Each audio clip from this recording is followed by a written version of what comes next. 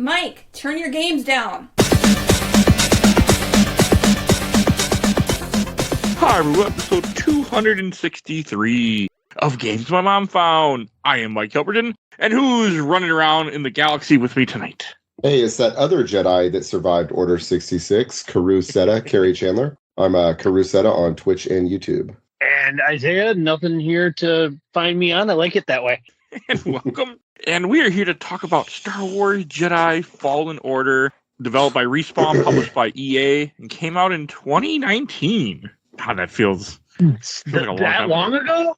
Yeah, I guess. It was a different age. Before our purge. Before the dark times. Yeah. Before the plague. I don't know. It was during the dark times. It was when we thought the dark times were going on. We didn't know how dark they would get. I'll say, I think it was pretty dark. It was. Yeah. And it got a lot darker the following year with the freaking lockdown. Yeah. So this is made by Respawn. I completely forgot about that. I've been playing a Respawn game, like most of my gaming time has been going to playing Apex Legends with my son, and that's a Respawn game. And now that I think about it, I'm like, oh, they do have a really similar feel and look to them. I did not put two and two together till just now. Yeah. They also did that amazing Titanfall 2 game. Yes, and Titanfall 1, which is also awesome. It's only online, so it doesn't fall. No, you could play Titanfall single player. It just didn't have a campaign. Yeah, that's my issue. But you could play it completely single player, and it did have a campaign. It told the campaign through the multiplayer, but yeah, I know what you're saying though. The campaign is in Titanfall 2 is so amazing. Whereas I didn't care for the online in Titanfall 2. I didn't. Oh, that's a game I need to revisit, but Same. I need to put it on the show, but not happening this year. I wouldn't be surprised if you have it all booked up for this year already. Close. Really damn close, unfortunately. Okay. Because I just can't. I try to not plan too far ahead. I try to only plan one season ahead, which is 20 weeks. And yeah, I'm almost planning the whole year at this point because I just can't have any ideas. I'm like, what to do with this year? I'm like, well, we're just gonna, stop. Must put it on paper. I mean, I can always change it. I mean, I'm the guy that does it, so it doesn't affect it. But yeah, I mean, you must, because I'm on 3 episodes just this month, so it's different. Yeah, we just it was a bunch of stuff I had to put on. Yeah. But no, this game I had played this game back not when it came out, but I think it was probably probably not too long, probably 2020 or 2019 December. I think because my wife bought this for me for Christmas, and I remember being excited for it. I actually played it, which is weird to me to play a game when it first comes out. Pretty close to it because podcasts and everything else. So I think it was either 2020 or it was 2021. All I remember is I played it, I enjoyed it, I beat it, and I think about it every so often, especially with the sequel coming out. I was like, I need to replay this. I need to put it on the show so then I can eventually play the sequel. Yeah, I remember getting it. I remember getting it right at launch, grinding through, and just had a great time. I think I beat it I want to say the second week after it was out, and it was just an amazing game, hands down. Yeah. So I couldn't remember when I played it, and then but I figured it out. It was when EA Access came to Game Pass for PC, which was March of 2021, and that was as soon as that came, that was all right. So I was 2 years late to it, probably. Okay. And it still probably didn't feel like a 2-year-old game at that point. No, it felt like cutting edge, brand new, amazing video game, graphics, everything. I was oh, this is cutting edge. But yeah, there's some things about the graphics and that kind of irked me a tiny bit, but for the most part, it's definitely one of those games that was built to stand the test of time. Yeah, it looks really good. Yeah, and the sequel did not change much as far as looks either. It just improved on what they already did really well. Yeah, I have the sequel on PS5 now. I got that at launch. I pre-ordered the sequel and on PS5, and yeah, it looks amazing. But it is very similar in terms of everything. It just has a little more definition, I guess, to it. Yeah, absolutely. More pixels. Yeah. Well, because they built it for 4K. So right. Yeah. Now I just got to get a 4K TV. So I utilize this PS5. Slacker. I like the graphics in this a lot. Even I was thinking about that when I replayed this game. I played it on the Steam Deck, which it had a few issues, but that's my fault, not the game's fault, because I bought too small of a Steam Deck and I had to install it to my memory card and not the drive itself. So slower read write times. That's how they but it was it was still playable. I mean, it wasn't. I mean, and again, I don't fault the game or the Steam Deck. I fault my cheap ass when I bought a Steam Deck. But it worked. I mean, I was able to run through this on the Steam Deck and play it mobile. The only issue with it is EA sucks. Is that you had to have an internet connection at all times. Mm-hmm. That was my one issue because I remember I took this out and I was going to play it when I was out somewhere waiting for my wife at an appointment, and I'm like, I can't play this because I'm not connected. And I'm like, fuck you, EA. Then I went and played Vampire Survivors instead. So that's always installed on my Steam Deck. That never comes off. I don't play it much anymore, but it's just there. I'm like, well, I can't do anything. I got the Steam Deck in my hands. Well, I guess we'll just play around with Vampire Survivors. I had a similar issue the other day. I was trying to play Marvel Snap and I lost my internet connection on my phone. I was like, oh, I'll just play Vampire Survivors. I haven't played that in a few months. I've never played Vampire Survivors, so it's free. It's free on mobile. Okay. So it shouldn't be. It shouldn't be because it's only like $3 on PC anyway, but it's free on mobile, and it's just as good on mobile too. So. Except for it doesn't have the deal. You can't. You have to buy the DLC. But. Yeah, same as. Well, they must have patched Fallen Order then, because like I put my PS5 into sleep mode. I never turn it directly off unless I need to do like a hard reset or something. And every time I'd come back to it, it would have the internet connection interrupted, but I would still be able to do stuff until it was restored. It could have been PC DRM, correct? Yeah, I'm pretty sure it's EA does that on PC. I don't think they can do it on PS5. They might have there might be like something in the PS5 TOS that doesn't let publishers do that. Because I've never had a game do that on PC PS5. Master Race. Yeah. Suck it. I mean, I love PC. I'm a huge guy of saying how wonderful PC is. That does not change here. But I just don't like EA in general. Like I don't buy a lot of EA games. Yeah, I hear you. And I'm normally, I used to be like real big on PC, and I play a lot on PC, but getting a PS5 kind of changed my tune a little bit, because it was like, to be able to play like some of the like newer games, I was going to have to spend like $1,200 on my PC. And it's like, or I could spend $400 on a PS5. And it's going to be way beyond what I could get for $1,000 for my PC at this point. So. Oh yeah, well, because it's all proprietary components for that. Exactly. And it's going to be a while before PCs are going to be affordable and be on par with current consoles. So yeah, like I'm honestly, I'm at the point now where I'm like, I might just, instead of upgrading my PC, I might end up getting an Xbox eventually, like the next gen, because basically everything I play on PC is also on Xbox. And if it's not on one of those, it's on PS5. Yep, as an Xbox Series X and PS5 owner, I can say it's amazing having the ability to do both. Plus, like generally whatever's on PC either comes to both or one or the other. So yeah, and then you have Game Pass. So I was like, I have Game Pass for PC, and that's how I played this. That's how I played this. I played Battlefront 2 through EA Access. I think Titanfall 2 I played that way. No, Titanfall I did through Origin, actually, come to think of it. But it was free. Sure, I bet. But it was free. Titanfall 1 was free. I mean, it was just like, or not free, but you know. Yeah, with a subscription, which is close enough. I mean, it's... Yeah. Well, no, those were free. Yeah, but EA Access comes with Game Pass, which is kind of crazy, because Game Pass already includes so much stuff. Oh, yeah, for its price point, it's well worth the money. Yeah, and then EA Access. Yeah, so yeah, that's how I played this game. And I'm kind of like, I've thought about just going back and buying it on PS5 just so I'll have it if I end up, dropping Game Pass at some point. So if I see it for like $10, I'll put it on PS5 also. But yeah, generally if it's a game that's on like PS Plus or Game Pass and it's on sale really cheap, I'll just pick it up just in case I ever decide to ditch the subscription service. Yeah, because PS Plus is like, I have the lowest tier of that one that's like $7. Yeah, but it's still a little much. But it's worth it to like it's worth it to have these games, especially like Fallen Order, because they are so good. They are so replayable, because you're always finding something new every time you play through it again. And you never know, because like they can always remove it from the service. Well, they probably won't remove it from EA, but like there are games that flow in and out of there constantly, and to be able to go back and replay it, or just to be able to go back and complete it, because there's so much stuff to find in these games. Oh yeah, and I can see it leaving EA Access even.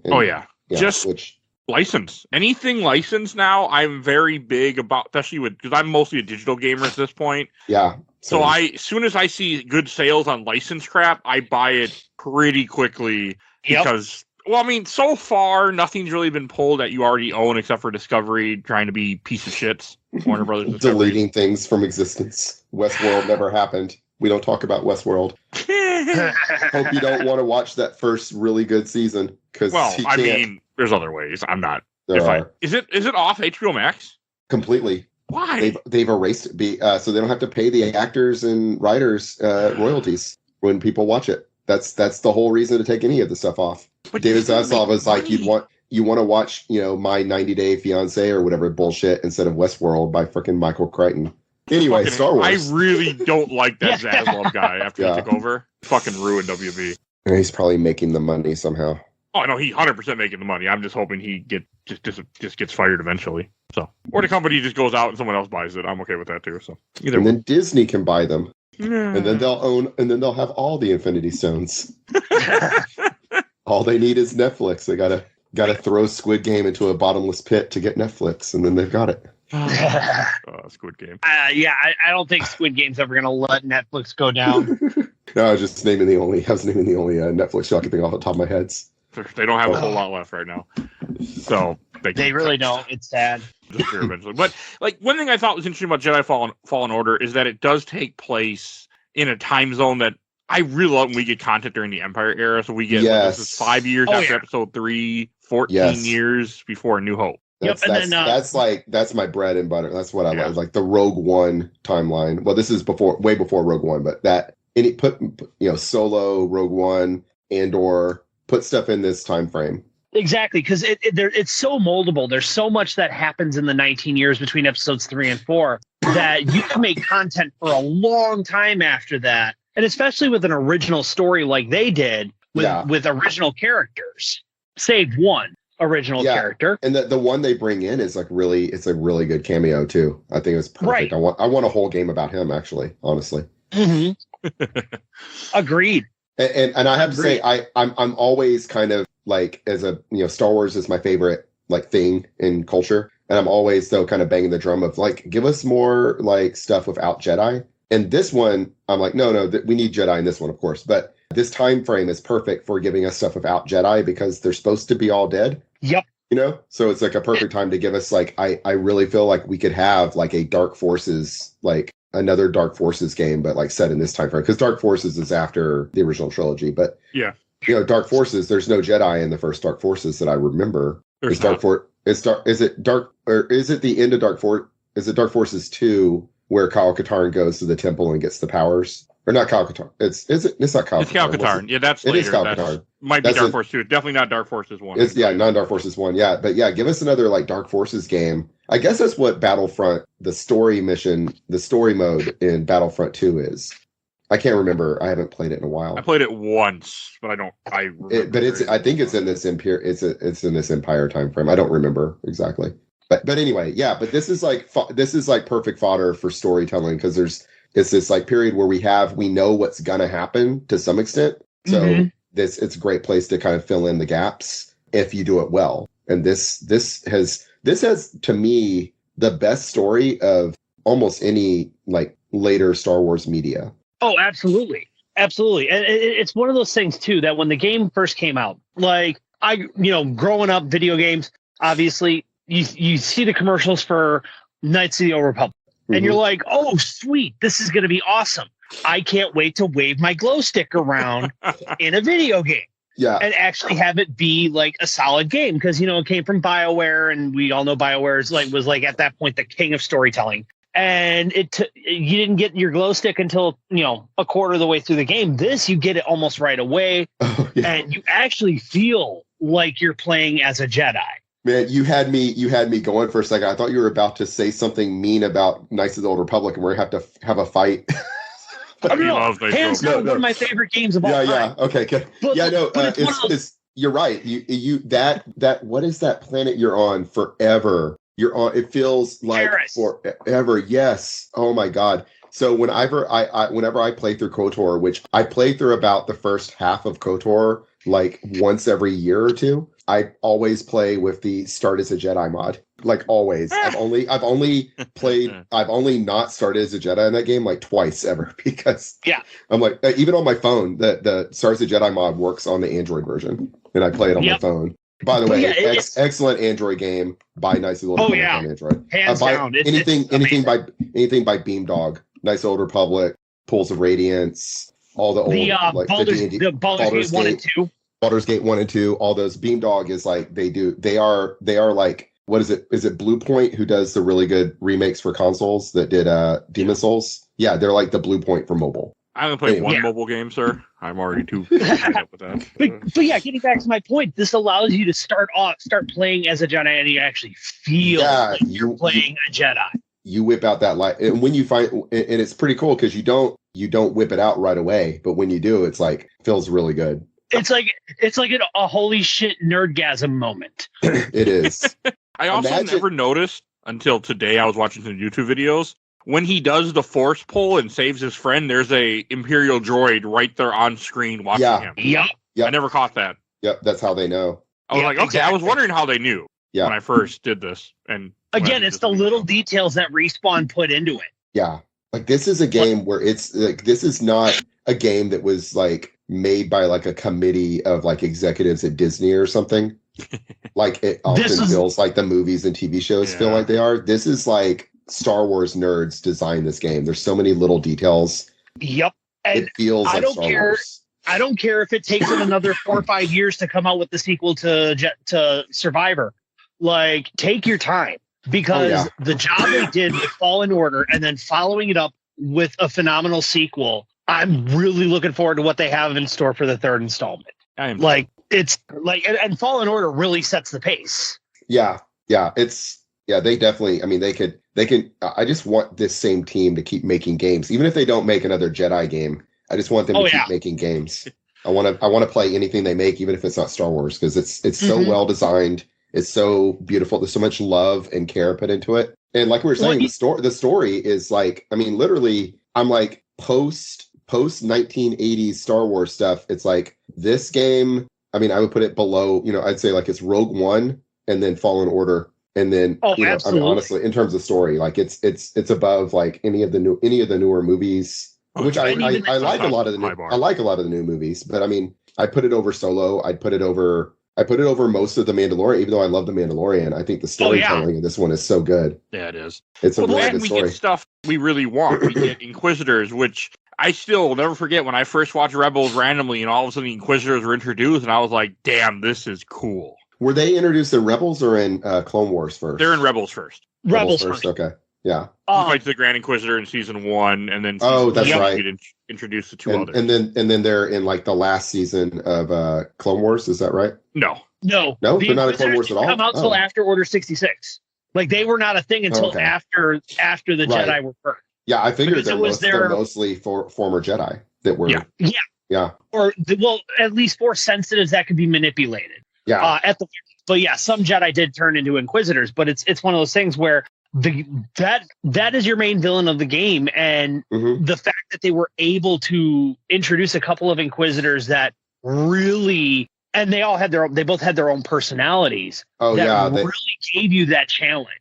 What is the big one's name? Ninth Sister. The Ninth Sister. I love her. To be careful with her. She's in the Darth Vader comics also. Yeah. And because all the Inquisitors, I mean, besides Rebels show, then they had the Darth Vader, I think 2016 run that introduced a lot of the Inquisitors too, and almost all of them are killed in that comic. Yeah. Right. I don't think the Darth Vader comics are 100% canon, though, if I remember correctly. They are, from what I was researching back then. I'm pretty sure they're canon. Well, then I'm not going to spoil something for you for Jedi Survivor. Okay, maybe as far as I was aware, they were canon, but I don't remember. All I know is when I played this, I looked up about the Ninth Sister, but I can't, when I first played this, but I can't remember what it is, but I do, because I read the Darth Vader comic again, and I know that at the time when I read it made sense. Like, everything was okay fitting into the chronologically canon order. Yeah. But I don't remember anything of what I read, or it's been a bit. But I can't look up anything about Survivor. Enemy design in this game, fantastic. And it makes you feel challenged no matter what your skill level, too. If you put it on easy, it's not bad. I mean, but that's because you're only playing it at the story for that point. Yes, like, my first playthrough I did on the standard difficulty.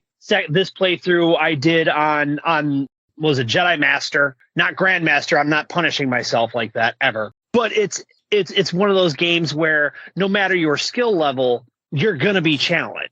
Yeah. So And they did a really good job in reflecting that in the abilities of the enemy. Yeah, totally. So, and like especially the like both fights with the second and ninth sister, just hands down some of the best lightsaber combat in any Star Wars game ever. Oh, I think the very best. Like, there's nothing that's ever come close to that until Survivor, right? Yeah, Which for just sure. like, increases it. But yeah, it's really good. I was just thinking about the ninth sister. Like, I was reading about her on Wikipedia. It's just like, it's such a, we don't ever see Jedi outside of the cartoons. Sometimes we never see Jedi that aren't pretty normal looking humanoid, even in like the prequels, like we get like a squid person or something, but we never get like a giant puppet with lightsabers, Yeah, I would love to have seen them try to make that in the old days. Yeah, but like, you could have like at the Battle of Geonosis in Attack of the Clones, you could have had a Wookiee with a lightsaber in the, they had all those Jedi, and it was like a bunch of humans and some Twi'leks and like I can't recall there ever being a force-sensitive Wookiee. Well, there is in Bad Batch. Lobaka. There is in Clone Wars. Oh, yeah. Yeah, and at least in the extended universe, Chewbacca's son was a Jedi. Of course he would be. He was one of them. He was one of the main characters in the Young Jedi Academy series, the YA books, but then he showed up. Then he showed up, and he was I think he was one of the Jedi that went insane in the Legacy of the Force series of books. But that's all not canon. But yeah, right. Give us and you had that one Ithorian Jedi that got his shit handled by General Grievous in the Clone Wars. Oh yeah, the Getty Tediarsky Clone Wars. Yep. Then you had that one that was whatever that race is that looked like the Abominable Snowman. Oh, I know what you're talking about, but I can't think of their names. Yeah, Wampa. Yeah, well, he wasn't a Wampa, but they look like Wampas, but with like a sucker face. Yeah, they're in. There's a whole Clone Wars episode with them too, but I can't remember their names. Well, yeah, it's where they're like running from General Grievous, or they're running after General Grievous, and he just like one by one kills them until Mace Windu crushes his chest. Oh.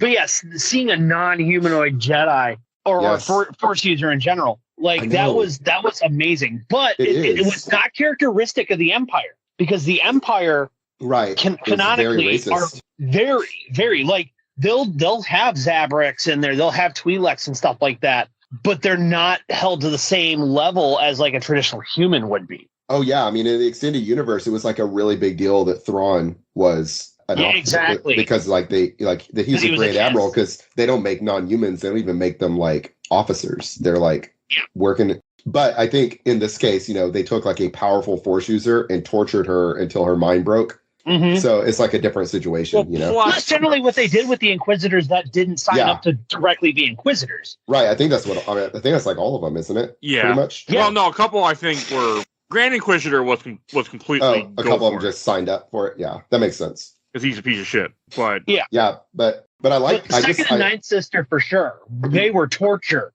until they turned. But it's a great fight with her. I mean, that's way later in the game. That's like near the end of the game. Yeah, when you're for the second sister, it's a little past sister happens about midway through. Yeah, it's a little past the. I'm looking through it. It's the end. There's 6 chapters. It's the end of chapter 4 is when you fight her. So but the first chapter is real short. So it's like right at the middle of the game, basically. But that was hands down one of my most favorite fights in the game was the ninth sister. Yeah, that was what I was thinking. It's like probably my second favorite boss fight in the game. Yeah. Yeah. But like I even have here in my notes, like ninth sister, fun fight. Just absolutely a blast. It was good. And it's like I was saying before we got on, like I'm a big Souls fan, and I call this game like easy space Sekiro. Because it is way easier than any of those games. And Sekiro is like way harder than any other Souls game. But this has mechanically, it's very much like Sekiro. It's it's most similar to, it's way more similar to Sekiro than it is to any of the Souls games. Whereas like I was saying before the show, I'm not a Souls fan, but like I thoroughly enjoyed this game because it makes you actually think and it makes you get better. It does. And that's the thing about Souls games. That's the thing about Souls games, and especially Sekiro, more than any other Souls game. Sekiro, you really can't just grind and gain experience and become more powerful until you beat you can, but not really, because you don't gain health from it. You only gain health from like major like game events. And so really the only way to get good at Sekiro is to actually get good. You have to practice and learn. And then, so when you beat a really hard boss that is taking you like 8 hours to beat in Sekiro, you're like, you feel a sense of accomplishment beyond anything you've ever felt in a video game.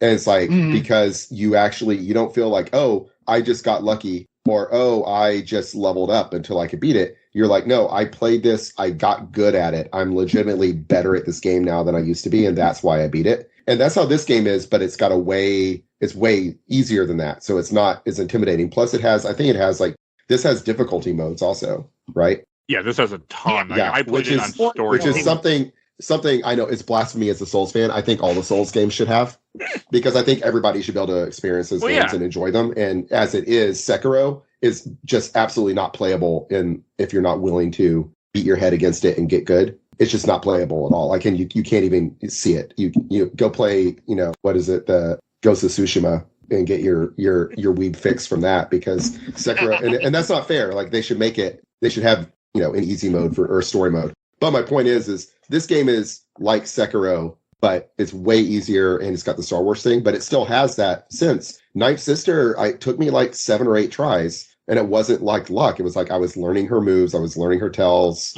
I was learning what I need to do at different points. And so then when I beat her, I'm like, oh, I earned that win. Oh, you earn every win you earn every win in this game. Exactly. You don't fumble through any of the major fights in this game. Yeah, you were saying earlier, like, this game will not let you button mash. Like, stormtroopers will roast your ass if you try to button mash through this game. Oh yeah. And it's one of those things. When I first started playing the game, I was before we started recording. My former roommate Xander, huge Souls-like fan, saw me struggling, I want to say about a quarter of the way through the game. And so he sat me down. He's like, you're not supposed to button mash in this game. And I know you know how to play games like that. And so he sat there and mentored me for like 2 hours. He found a spot for me, and it later became my grinding spot. But like he's like, okay, you're not moving from this spot, and I'm going to sit here with you and roast you until you can get through this 3 times without getting touched. And he sat there for like 2 hours. Yeah, that's funny. What difficulty were you on? I was on the standard difficulty. Okay. But like it's one of those things where you need to take time and get better at the game. And once you do, and you start looking from that perspective of okay, I'm going to enter this fight. I'm going to feel it out. I'm just going to, throw a quick strike here, see what they do. How do they counter? Okay, what moves do they have that are unblockable? How can you maneuver these moves? And like, once you actually take that time in the first few minutes, you start learning these fights pretty quick. And yeah, it gives you that great sense of accomplishment once you beat it. Yeah, absolutely. See, I didn't have that problem. I just played on easy. I played on story, and everything just went nice and simple. But I remember when I first tried this, I tried it on easy, not story. And I remember getting my ass handed to me. And I'm like, yeah, we're putting this on story. I played it on Jedi Master, which is the like hard but not hardest. It's like story, knight, master, grandmaster. And I played it on master. I didn't play it on grandmaster. So yeah, the first time I ever played it was on knight, and then this most recent playthrough I did it on master. Just because I knew more about the game, understood how it worked, and I was like, okay, second time through, I want the challenge. Exactly. Yeah. I didn't have time to play through it again for this podcast, but if I had, I was planning to try Grandmaster. Maybe do it like a New Game Plus and Grandmaster would be. That could be fun. That'd be a good happy medium. They have New Game Plus, right? Yeah. They have new. Here's the benefit. Here's the better part too. If you go through on New Game Plus, you automatically unlock a red lightsaber crystal should you choose to use it, as well as an Inquisitor uniform. Just as a little. Nice. That's cool. That's cool. Yeah, that's cool. I just love the Inquisitors in general. I think they're such a cool character to have. It's just cool characters to have it in the Star Wars canon. That the when they added them, was it in the Star Wars Obi-Wan series? Was it fifth sister? Is that what she was? I can't remember which one. She was honestly the best part of that series to me. Like that series, that long movie. It should have been a movie. It should. I mean, if you recall, we did the podcast like for my I watched for the rewatch. I watched the fan edit that turns it into like hour and 45-minute movie, and it's way better that way. Like far better that way. Yeah, but she's like she's the best thing in that to me. I love the Inquisitors. They're just cool in here, and I enjoyed seeing them in this. I also like the way they did the planets. I mean, you get a few new planets that I wasn't familiar with ever, and I'm a pretty big Star Wars nerd. I feel like I think Zepho and all that was a brand new planet we never been to before. Zepho, Bogano, and Nur, I think, were the brand new planets they introduced. Okay. No, but it was nice. I mean, I was like, I appreciate, I mean, and also I do appreciate that you go to Kashyyyk and you go to Dathomir. I mean, I thought that was also good too. I mean, the Dathomir stuff is really good, where, like, especially with the Night Sister makes the comment about, well, yeah, some guy with lightsabers came here and killed everybody. I'm like, yeah, Grievous. Yeah, right. Not a Jedi, I do but, like that they I do like that they do bring that canon lore into it. Mm-hmm. Yeah. Like, especially with that aspect, and then Ilium, where they're mining out the planet to build the Death Star. Mm-hmm. Yeah. Like the fact that they managed to bring in that pre-existing lore as well as add to it. Yeah. So and the planets themselves are breathtakingly gorgeous. Oh yeah. Especially in 4K. And, like, I know people call this like a Metroidvania type game too. Like, I don't consider it just because it's not 2D, but I mean, I know it has a Metroidvania element. The fact that as you progress the game, he relearns abilities, or you get new abilities, and you can go and get chests and things you couldn't get before. I didn't really mess with that. Yeah, I mean, I would consider it. I'd consider it as much of a I mean, there's 3D Metroidvanias. I consider it to be a Metroidvania in the vein of like Metroid Prime. Okay, but not the same. But not because the big thing that, you know, what makes, you know, Metroid a Metroidvania, but not Clash of Demon Head, right, is that there are distinct levels that you go between. And this game is that, you know, you don't, the worlds aren't connected, but then again, that's what the elevators are in Super Metroid, is they're essentially the same idea. But it doesn't feel like that. Yeah. So it is kind of, so I think I'd call it, it's a light Metroidvania. It's a bit of a Souls, a bit of a Metroidvania. See, and I love the platforming aspect to it because like, it actually brings a sense of, okay, you need to maneuver around. It's not just going to be a predetermined path. It feels so good too. And we're talking about it being a Respawn game, and, you know, Titanfall, that was like the big thing. Well, one of the two big things that was like a big draw in Titanfall 1 was the parkour wall running stuff. Mm-hmm. And this game is like the exact same feel, the parkour wall running stuff. And some of it was actually challenging.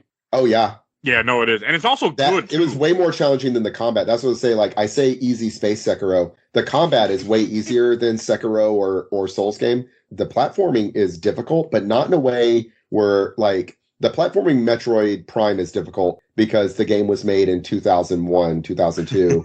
And it's just, you know, they hadn't quite, and plus it's first person. Yeah, first person platforming sucks. Yeah, first person platforming is difficult because you can't see your feet very well. Right? You can't see your body. So first person platforming works really well in VR. I've been playing the Assassin's Creed VR game, and it actually works really well in that, you know, because you can see your body, right? But third person, you just turn your head. Right. But third person is a good place for platforming. And this game, the platforming is very well done. It's hard, but it's hard on purpose. It's not hard like because it's badly designed, which is how normally 3D platforming is hard because of the design. Right. Or not even badly designed because of the constraints of the design, you know? Right. Like, whereas in this case, you're right. It's hard because it's designed to be hard, because if you're even off by a couple of degrees on a jump, you're going to fall into a pit. Right. And now you get to respawn and with less health and, you know. I was thinking in comparison, like Psychonauts, right? It's third person and has platforming, but it's just the era that it was made in and probably the budget and also the platforming is not the main focus. And so it doesn't feel as good, you know, but so when you die, a lot of time you die in Psychonauts and you're like, well, that was bullshit. In this game, you never feel like it was bullshit that you died. You died because you missed the jump. You died because you mistimed the wall run, etc. Yep. Right. I know how. And what's also great is you didn't double jump to get to a wall that's running parallel to where you're at. I did that too. And if I recall, like a lot of the platforming puzzles that are like really hard, it just resets you at the beginning of the puzzle rather than making you go back to the bonfire. It's very friendly, and like we're talking about like the whole Souls thing. Hey, at least this is a real jump and real platforming, unlike Dark Souls 1, where like, hey, you want a platform? Have fun. Yeah, I hate that. Yeah. I've done it, but I hate it. Yeah, I mean, I don't think Souls gave you like a dedicated jump button. No, you had to run and then you could jump with it, but it was just I think it's good. Dark Souls 3 is when you finally got a dedicated jump button and it's pressing in the right stick, which is like that's not good. That's not useful. Or and so that is the reason I own Elite controllers, so I can bind those things to other. Dark Souls 3 lets you rebind it. I rebind jump to the A button in Dark Souls 3 specifically. Rebind it to the A button because it's... But yeah, Dark Souls 1 and 2, there is no dedicated jump button. It's something doing running and then hitting... How do they even make games without dedicated jump buttons nowadays? It's ridiculous. Yeah, it's you hold down sprint, and then when you let go of sprint while also pressing forward, you do a leap. And there's... You don't ever have to do it in Dark Souls 1, though.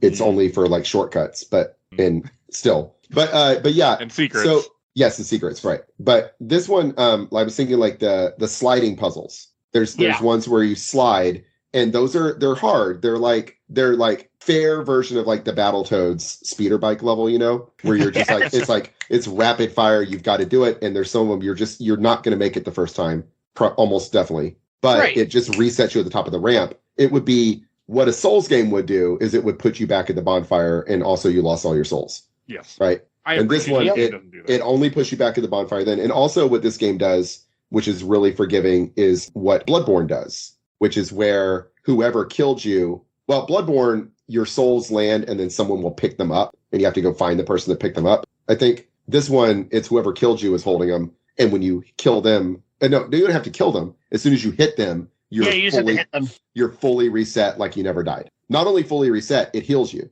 There are some fights where if you die due to like an environmental death, like even if because of an enemy's move, your experience or your essence will land on the ground. Right. And you can actually use that to your advantage because then you go in, you can do what you need to against the enemy. And then the first time you need to use a stim, you just pick up your essence to heal yourself, saving yourself a stim. Yes. No, it's risky, but yes, that's exactly what it is. On story, that I didn't have that problem because on story, they take away that element completely. Oh, you really? don't lose anything when you die. Yeah, lose anything when you die. Oh, yeah. I think nice. I never saw this. That's I know what you're talking about. But I think losing things when you die is one of the big things people don't like about Souls games. Yes. So I get that. Yeah. Right. No, I mean, I just appreciate the fact that this game had options to give people to let people play different ways. Like to let a guy like me who just wants to play through a story of a game and move on to the next game. And it lets me do it that way. And then also for you guys that like more challenge, it gives you that option too. Well, yeah, I don't think Respawn intended to make it to where it was only a select group of people that were really going to be able to appreciate the work that they put in. Because they put in a lot of work into each of the planets. Like Zepho it's huge. Like it is enormous. And for people to not be able to see all that would have been a shame. I think the game wanted me to go back there at one point because they make a comment like, "Oh, there's another tomb we found." I'm like, "That's nice. That's not part of my story." Well, there's a lot more to explore. Like there's a crashed Venator that you can go through. Okay, I think that I had to do for story. No, I don't think that one was required. Oh, there was one that I went through for sure for part of the game. That's a different planet. I don't remember which planets are which, but I do like the fact that we have the crashed Venators. I like the whole idea that he's been. So I was thinking about this, and I wanted to bring it up to you guys earlier, but then I forgot. Like, is that he was a child when he crashed on that planet, wasn't he? That where he's working. He was a Padawan, yeah. When he crashed on. Yeah, like nobody wondered, like, oh, hey kid, you want a job? Here you go. Yeah, I mean, you do what you have to survive. No, I know. I just thought it was just funny. I'm like, that didn't, make people wonder.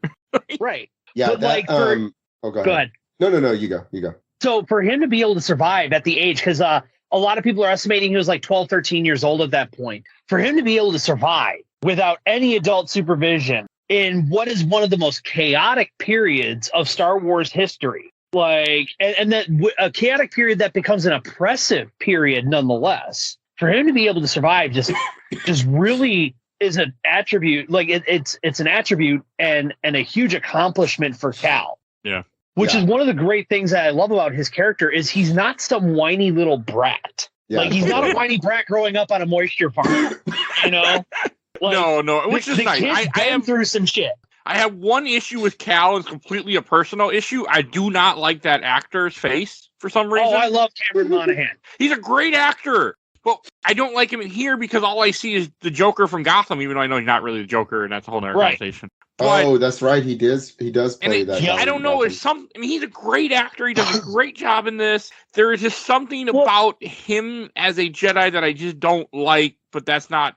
It gets way better in Survivor. Okay. But I will say this. The voice acting and the fact that they did use that, especially with the major humanoid characters, they used them for the motion capture. Like Sear, Deborah Wilson from Mad TV, that's actually her face. And then like Grease, the actor who did him, you can actually see that's his facial expressions. That's cool. They did a really good job with all that type of stuff. Like, They everything really did. is well done in here. I don't know what it was about him, but I just don't like seeing him as, I don't know. It's just something about it that just rubbed me the wrong way in this. And I was just like, well, this I will spoil for you for Survivor because it's not really as much of a spoiler. You can change his facial hair and hair so he looks less Cameron Monaghan-ish. I already saw all that. So yeah, but like I like him as an actor, especially in this game, because if they ever wanted to do like an actual TV series or like a mini web series or something like that, they don't have to do a ton of extra work. Then like they can just drop him in. Or even as a cameo, drop him in. Yeah, because it's actor.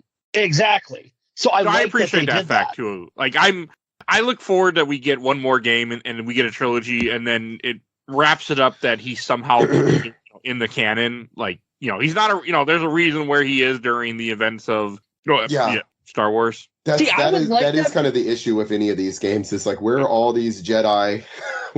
I still want to know where Ahsoka was during the time of Luke and everything, but hiding. That's a it's fun, and it's funny because I actually saw a meme about this the other day on the Jedi Survivor Reddit, where it was it started off where it was like Obi-Wan and Yoda in hiding to not draw attention from the Empire, and then underneath it has a GIF where of two guys dancing in like a roller skating rink. Oh. And it says Cal and BD committing terrorist acts across the galaxy. Yeah, with his lightsaber out, like there just would be stories of like a Jedi one, like in A New Hope, people talk about the Jedi like they're a myth of legend from 1,000 years ago, and meanwhile throughout this time, Cal Kestis run around with a lightsaber, like murdering thousands of stormtroopers. See, I would really like them to like just give a nod to the game in like a show or a movie. Yeah. 100%. I think they have. Gosh, what was it that wasn't there like Cal Kestis' lightsaber hilt or something like in the background in Andor or something? What am I thinking of? That junk shop, the antique store that the spy master guy, his front was running the antique store in Andor. I don't remember I know there was a KOTOR reference. It was a KOTOR reference. That's what it was. Yeah, it was a KOTOR reference of the Rocketons or whatever the hell they are. Yeah. I would love to see them do like just a quick nod to the Jedi series where, even if he's just mentioned or like you see like a wanted poster or something like that, like that would be amazing. And that would really because what that would do then is solidify that yes, this is it happening in this universe. I think after it finishes, we might get more stuff. Like when if they do a trilogy, they wrap it up and they put away the character. I think then we'll get stuff. Well, and I know one of the things that they're talking about, like if it follows the same timeline, because Fallen Order takes place 5 years after Episode 3, Survivor takes place 5 years after that. So there's a good chance that the third game takes place 9 years before the Battle of Yavin, which puts it right in the Obi-Wan time frame. Okay, I'm all right with that. So we could even get an Ewan McGregor cameo in the third one, for all we know. That would be cool. But I look forward to seeing. I'm sorry, I figured out what I was talking about. It was from The Force Unleashed. In his antique store, he has armor. He has Starkiller's armor from The Force Unleashed, which is not even canon, which is hilarious. Yeah, and he also has something from Star Wars Rebels in there. Yeah, like all the voice actors. Tablets. All the actors did a great job. All of them, including Forrest Whitaker, who I was not expecting to be able to pull off voiceover work like he did. No, he did a good job. He did. He really did. And I do like that they tied his character into it as well. A much younger Saw Gerrera. I appreciate seeing him throughout because he's in so much of the fucking canon now. Oh, he's in Rebels. He's in Clone War. He's in he's Rogue One. He's constantly showing up since his appearance in Rogue One, and I appreciate that. Yeah, exactly, because it's a character that you can build around that can tell an interesting story, especially down the line where, because it could just be him super old, played by Forrest Whitaker, who's recounting the things he did to fight against the Empire, the contributions he made to their downfall. Well, up to Rogue One. Yeah, and I talked about this on our Rogue One episode. Saw Gerrera was obviously in the original version that got cut to shreds. a lot more. And so it's really his time in that movie is like really cut short. And so that's why it's really just waiting to be like expanded on in something like this. Yeah. You can see, like, if you watch Rebels and you watch other stuff, you see how much he changes by that point. Like, when you're getting closer to Rogue One, like, he's lost it. Like, you can really see it throughout other iterations. Well, because, what we know when he doesn't is that he's fighting a losing battle. Yes. Like, we all know that. He doesn't, obviously. But it really shows it's really a testament to him not giving up the fight, no matter how much he's getting beat up and bashed and battered. Yeah. So to see him in prime fighting form in this is amazing. And just the way you're introduced to him, where he climbs on your AT-AT that you stole. That was great. That was a great scene. Yep. Mm-hmm. I love it. Yeah. I like how you climb up the fucking weeds on it. That was awesome. Yeah. Yes. So cool. Absolutely. But it's one of those things that every Star Wars fan wants to be in the cockpit of an AT-AT at some point, and this gives it to you. Yeah, or there's a lot of really things you wanted. Do you get it? Wait, am I thinking of the ATST, or do you get in an AT-AT also? You get an AT-AT. Sure. Oh, okay. Yeah, it's been a while. I'm sorry. Because you start on one leg, work your way all the way around under the head, and then up the side. That's right. Yeah, that was fun. Yeah, murder them. Yep. I mean, like, having Dathomir in here. This is, I think, this is our first time ever getting to go to Dathomir in a video game. I'm pretty sure. Incorrect. So the original, Star Wars Galaxies, Dathomir was a planet that you went to. Okay, the online one that died. Yeah. Okay. Yeah. Well, the only reason it died is because they tried to make it too much like WoW. Well, I think also because of the change in the license is a big thing. Yeah. I think it was pretty popular even when it fell. Like, I think I don't know. It probably just wasn't. Nothing could get to WoW. Nothing could get on WoW. But I think it was when Disney bought them that's what really killed it. Probably. No, this is actually before Disney bought them. It was before. You're right. It was before. The original iteration of Star Wars Galaxies was by far one of the best ones out there. It was very grindy, but it had its appeal. And then they came out. You couldn't be a Jedi unless you did like an esoteric thing that the community had to figure out. No, even that. Yeah, it was called holocron grinding. So I'm going to kind of get on my nerd historian soapbox here. So yeah, it was, you had to do holocron grinding where you had to level up 3 particular classes that you didn't know about. You just had to level them all up, and you only had so much XP to work with. So you would grind up a class. If that was one of them, you would. And wasn't one of the classes like dancer or something? No, or like bard. No, or something you didn't. Like that? No, you didn't know what classes it was because it was unique for each character. Oh wow, I didn't realize that. Yeah, and you couldn't transfer XP from class to class. So if it wasn't one of the classes, you had to dump that class and grind up a whole nother one. Well, holocrons were able to give you XP. So, and it took you a while to get them. And so that was in the original base iteration, but then also there were ranks to being a Jedi. So as you grew through the ranks of being a Jedi, and if you died as a Jedi, it was permanent. You lost that character. And there were like bounty hunters, like people would like have bounties on the Jedi on their server. Exactly. So eventually they revamped it to what they called the combat upgrade. Like you did no longer did you have to holocron grind? They made it so each class had something to provide to the combat experience. And Jedi now just had you just had to do certain things to unlock your force sensitivity, and then part of which was going to Dathomir. And then after combat upgrade, which it was right around the time of episode 3 coming out, it was shortly after, I would say, they did what was called the new game enhancements, where they stripped the game down from like its 50 classes down to 9. They streamlined the experience and everybody could become a Jedi. Yeah, like it wasn't one of the starting classes, but any class could become a Jedi, right? Yep. Well, no, Jedi was a starting class. Oh, was it? Okay, so I remember being in grad school, and it was like 2006. And my favorite professor, she was like, she had married this like old hippie. It was like really weird because she's now one of the deans of the college, but like her husband was just this like old hippie who never like went to college or anything. And he just like stayed home and played video games and was like a stay-at-home dad for their kid. And he found out I was a Star Wars fan, and he cornered me for like an hour. He was also really high. So he was just like super high. He went back to an apartment with us and smoked pot. Man, grad school's crazy. But he was like high and just like ranting about how they had ruined Star Wars Galaxies because of this revamp. And yeah, it was like 2006, I think. Yeah. So that gives me, that's the time frame. He was just like, because he had become a Jedi, in the old version. And he was like pissed how they had even becoming a Jedi in the combat upgrade was no small feat. Was doable, but it was one of those that could be done by anybody if they just put in enough time. You could look up a walkthrough in the combat version, whereas the old one was just like a mystery. But it was years of grinding. It's like realistic, but also like sometimes games need to balance between realism and fun. Yes.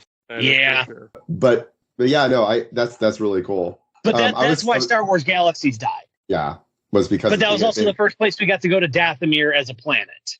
Yeah, but also WoW came out in the fall of 2004, so there's that. Yeah. Well, WoW killed a lot of MMOs out there. Well, I mean, WoW. I think technically EverQuest still exists. Yeah. EverQuest predates WoW. If it wasn't for EverQuest, WoW wouldn't be the way it was. I played EverQuest in high school in the late 90s. Like I was super into I played it all through high school and into college. Well, EverQuest set the tone. But Dathomir, that was the first game that Dathomir was really a thing. Was really a planet you could go to. Otherwise, it was just hinted at in the lore throughout all the expanded universe. Yeah, like the Clone Wars, then where we get it. What's in the first thing in canon now? Courtship of Princess. The Courtship of Princess Leia is set entirely on Dathomir after the first like 2 chapters. I feel like that book has been referenced on this podcast multiple times. I've said it a bunch. Yeah, okay. I was like, I know, I recognize that name. It was one of my favorite like standalone Star Wars books. It's not part of a trilogy or anything. It's perfect timing because it's set like 3 years after, like 2 years after Return of the Jedi. Mm-hmm. Yeah. It's where Leia and Han get engaged at the end of it, or married. Yep. I think they just get engaged at the end of it, but yeah. But I do love the aesthetics of Dathomir because it's one of those mystical planets, and the way that they presented it as just this very barbaric but mystical place, it was amazingly it gave you those vibes. It lives big in like the imagination because we know that Rancors are from there. We know that there's these Force witches who are not Sith and not Jedi. There's something else is from there. We know that Darth Maul is from there. Yep. The Zabraks. Right. And so we've got all these like interesting things in Star Wars that come from there. So it's like so much of it just lives big in the imagination of Star Wars fans. And to be able to go there is pretty cool. I think Respawn hit the nail on the head because like you go there in Star Wars Galaxies and it's very desolate. It's like Tatooine with half a sun. But you go there in this game and it's a completely different vibe, and I think this vibe suits it. Yeah, it does. Because it feels dangerous. Now, was it already set up in the canon that the men have like gone insane and like become like zombie, not zombies exactly? The women ruled that society. The Night Sisters of Dathomir ruled that society. Right, and the men were just there for sex, I guess. They're like mindless sex. Pretty zombies. much. The thing is, the women were the ones that had the mystical powers. Right, exactly. So and that's what Darth Maul is like special, is that he's a Force sensitive male, right? Yes. But the Night Sisters don't exactly command the Force, and you find that through Marin, who that is my girl crush. Like, Marin is amazing. So Marin's not using a version of the Force. She's not like she's using a different type of thing. Oh, I thought she was accessing the Force, but from a different manner. No, she's using just straight up magic, and that voice just oh my god. Oh yeah, she's awesome. Yeah, but like so the magic, the Dathomir magic, is not related to the Force. No. Oh. It can be taught to people. Hence why Talon Malicos, extorted them, but but it's not directly connected to the Force. Huh. Well, I didn't realize that. Yeah, I always kind of figured the Dathomir magic was just. I know in the old EU it was definitely the Force. Like it was just this is a third way to access the Force, and it's not necessarily light or dark depending on how it's Just like Maybe- the I mean, Force it isn't really necessarily depends on light or your dark. interpretation of the Force, though, because remember how Obi-Wan and Yoda describe it as an energy field that penetrates and binds the galaxy, that penetrates everything and Right. binds the galaxy together. So, I mean, in essence, it could be like an aspect of the Force, but the Night Sisters wield it in a different way. Like, Well, they actually right, cast exactly. Right, exactly. But I still kind of think of it as the Force for my own head canon, but they're accessing it through a completely different manner, through like spells and Yeah. stuff. But okay. as opposed to like channeling it through midichlorians, which was the biggest mistake that George Lucas ever made. Yes, absolutely. Yes, it was. The number one biggest mistake he ever made, ever. Ever. It's just how many of these Like- little thingies you got in your blood. Right. Ugh. Forget the fact that episode 6 was not the way that he originally envisioned it. Yeah. Oh. One of my like in this game, I couldn't remember a lot. When we first go to Dathomir, I remembered the Wanderer, but I thought it was the same guy that you're tracking down this whole time, not a different fallen Jedi. Right. I couldn't remember. I was like, oh, is this the same? Like, is this the same guy, but now he's gone insane You're after talking all about- these years? God, what is his name? Did they ever say his name? They say both their names, but I don't remember either one. But Yeah, both I of them can't- have names. I just can't remember what they are. It was just kind of interesting. Like, you have this random like Jedi who fell, and then he's just working with the Dathomir, the Dathomir witch. And I like that she's the only survivor. I think that's all really good. And I know she's in Jedi Yeah. Survivor too, but I don't want Yeah. to know anything about it. But I know she's in it. Right. Yeah, we won't spoilers for that. I haven't beaten that game either yet, so I was. Unfortunately, I I won't give you a reason to.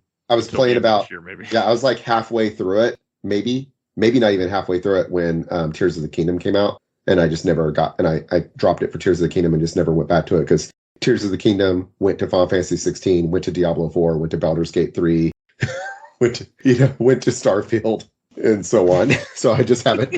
And now, which went to Assassin's Creed Brotherhood, which went to Cyberpunk. So, but yeah, when is it in the game that you do the flashback where you meet where you get to see like the Order 66 go down, where you had the flashback with your Is that your when you're in master. one of the last temples or the Dathomir? It is one of the last temples, yes. Okay. Yeah, was it in Ilum maybe or Kujet's tomb? I think it's Kujet's.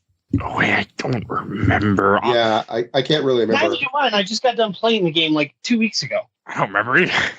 Yeah, and it's been over a year since I played it. But yeah, that was like one of my favorite scenes in the entire game was it's where you learn double jump, right? Basically, you relearn double The Tomb jump. of Kujet, then. Okay. Yeah. Because that's where it. you learned your Force abilities was in those tombs. Yes. Yeah. Well, so I you, shouldn't even say learned your Force abilities. You relearned them. Yeah, so that's on Dathomir. That's before you go to Ilum. But Yep. yeah, you're like you have the flashback where you're training as like a Padawan, you're like 11 or 12 years old, and then Order Yep. 66 goes down and your master like defends you and like gives you his lightsaber before he, gets sent off. And that scene, man, that like brought a tear to my eye. Yeah. Like, that was so well done. It really reminds me, what reminded me of it is like probably the best scene in that Obi-Wan series when it flashes back to Order 66 and you get the guy that played Jar Jar Binks is playing a Jedi Knight trying to protect the such a good Padawans. Yeah, and that was like one of the best scenes in Obi-Wan. That's not in by far. Obi-Wan. That's in Oh, is that in- Mandalorian. Is that in Mandalorian season Yeah, because 3? it was with Grogu. Oh, Yeah. right. Yeah. I just love how I don't think it was You're right. in It is there, season but 3 Mandalorian, the yes. internet made a music video that was Yes, I wanna Holding Out be for a Hero. hero. Holding out for a hero. Yes. That was so good.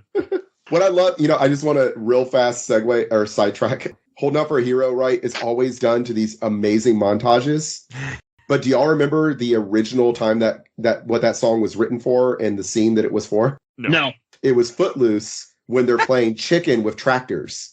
And so they're on tractors going like 15 miles an hour at each other playing chicken, and it's playing that song. Wow, I've never seen Footloose. That's what it's for. It is the most ridiculous scene because they're trying to like make this big gravitas, and it's like Kevin Bacon sitting on a tractor that you could easily outrun on foot, and he's like downshifting, like holding up for a hero to the end of the night, like that, and then the other guy like swerves at the last second, and he's like, yeah, everybody's cheering for him as it's playing, like it's like. It's so Because stupid. it's been used in so many other like homages, like the end of Shrek 2. It's like I love that scene when they use it in the end of Shrek 2.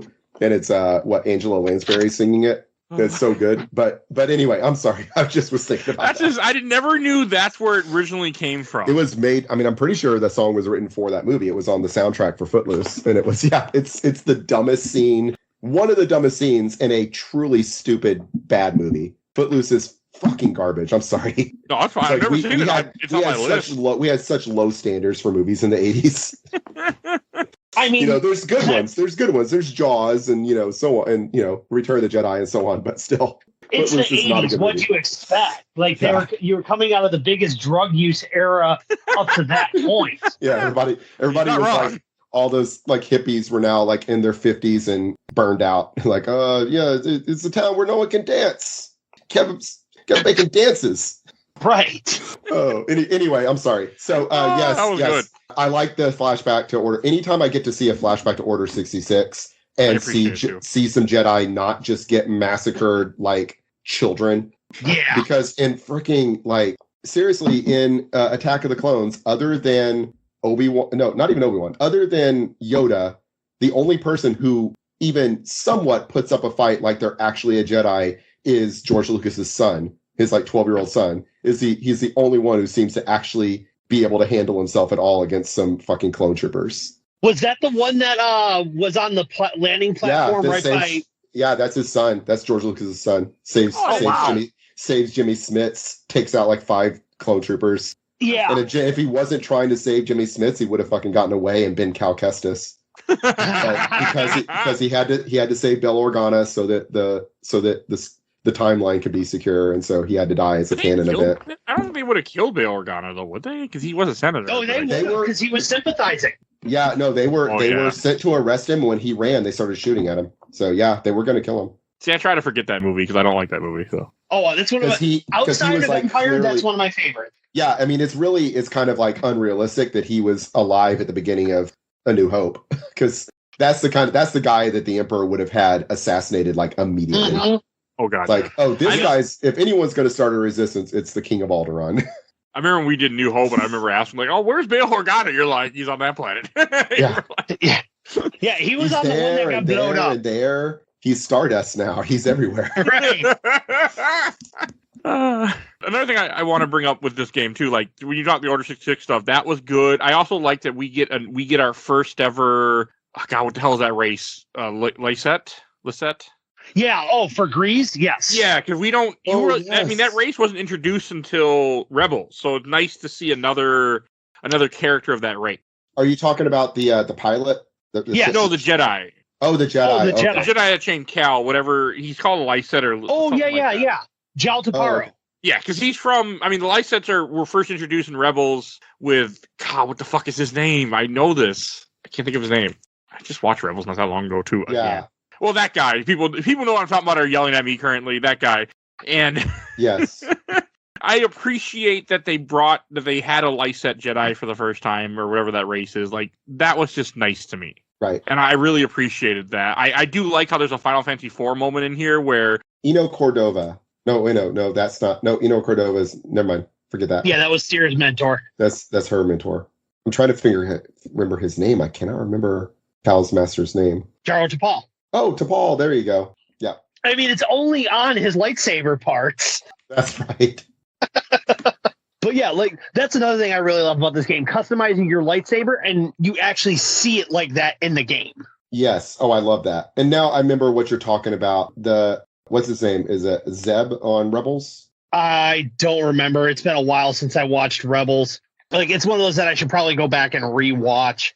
So Zeb is your like stand-in for like a Wookiee. He's your big guy that can pick up stormtroopers and throw them into bulkheads and so on in Rebels. Can't believe I forgot his name was Zeb. Yeah, it's Goro Zeb. Gara Zeb.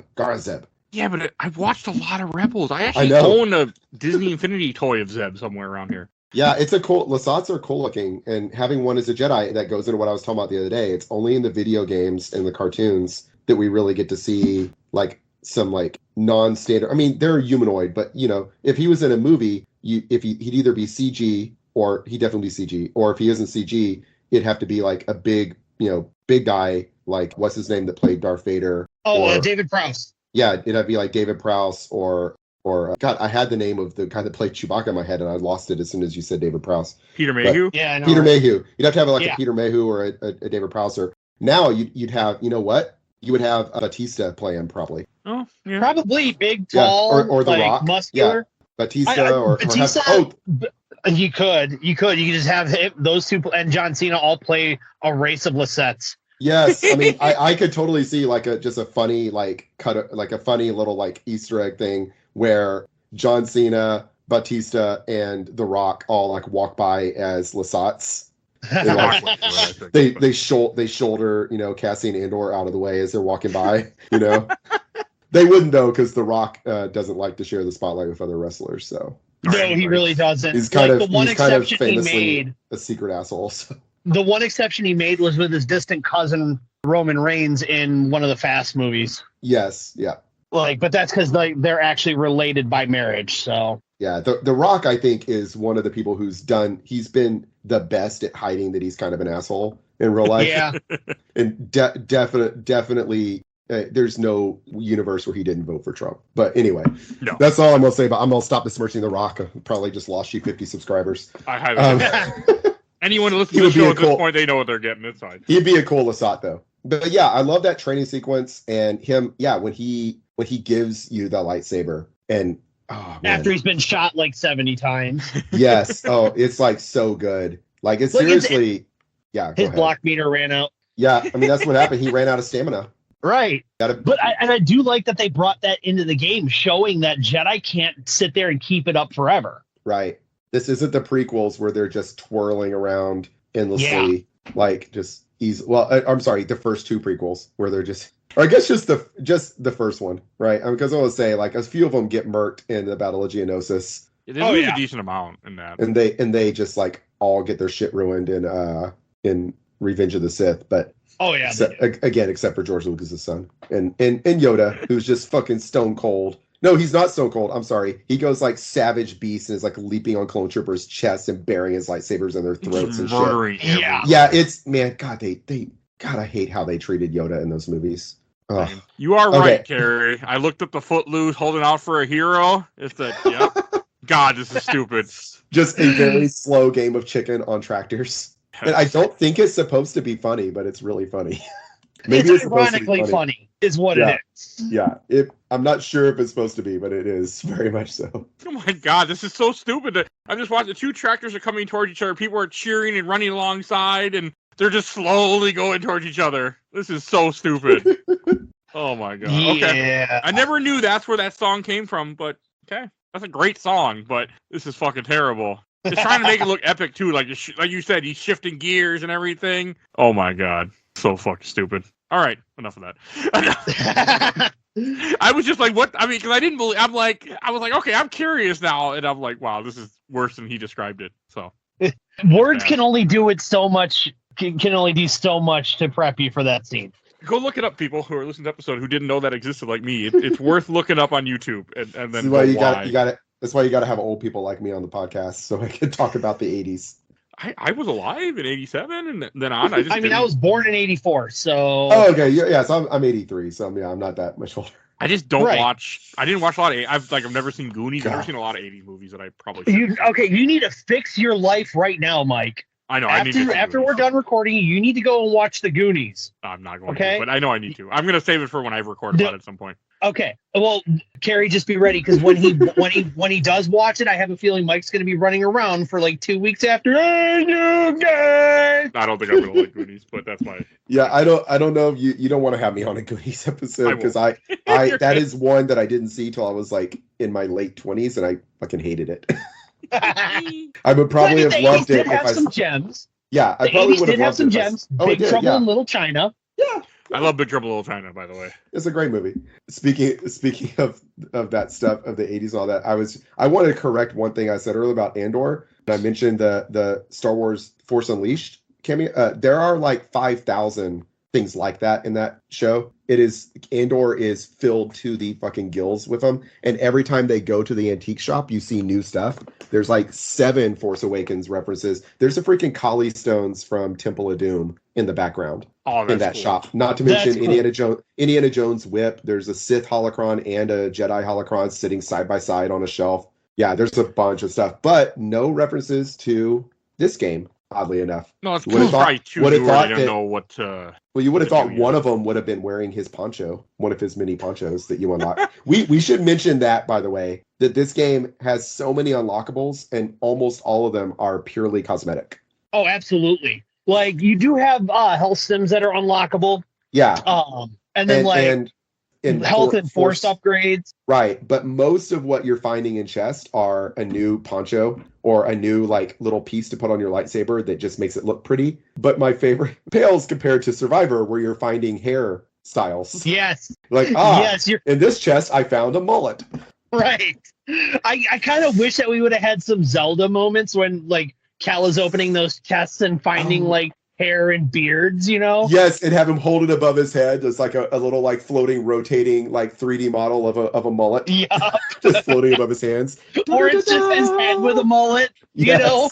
Oh, I want it disembodied. I just want the hair floating in space, Right. empty. I will say one of the most worthless upgrades in Fallen Order is Mantis colors. Yeah, because you don't So- even see the Mantis that much. No, you don't. And to be honest, Oh, right, I'm not yeah. a huge fan of the Mantis. Like, It's- even my 7-year-old son watching me play this game was like, Daddy, how does that ship work? Because I don't know. it shouldn't. Like, number one, the fin is way too big. Yeah. It's a liability on that ship. What purpose does it serve? None. Does it It's like it the would- S-foils on the ARC 170 in episode 3. The clone troop, the clone starfighter. Yes. It's like the S-foils on there, or the S-foils on the Jedi Star on the Actus 2 interceptor that the Jedi fly in episode 3. They're useless. See, I think the Mantis looks really cool. It's just dumb. It's just But big. I think it looks neat. Like I really like the look of it, the aesthetic of it. And I do like getting some of the like I like getting the like all like chrome version. Okay, It's like I'll give black, you that. It's The like all-pro black, version was pretty dope. It's like black But chrome. like the big fin really just doesn't do it for well, me. and, Like the way it rotates, it's like why does it rotate? What is the Right. purpose of it rotating? right, exactly. Cool. You know what? You know what it reminds me of? Go ahead. It reminds me of a B-wing. But here's the thing: a B-wings S-foils were actually practical because it spread out the weapons and put Yeah. it into a more sleek design when it wasn't in combat. You Yeah. know, and that's why That's I say true. that's why I say the S-foils on the ARC 170 clone fighter and the Actus 2 interceptor don't do anything. You're in space, so there's no drag that the S-foils would really do anything to. Right, and there's to- no gun. There's no gun posted on the top of the fin, so it's not doing anything there. Right, You just have an Like- engine on the small fin, right, which you could take and just mount to the top. right, or anywhere. on it.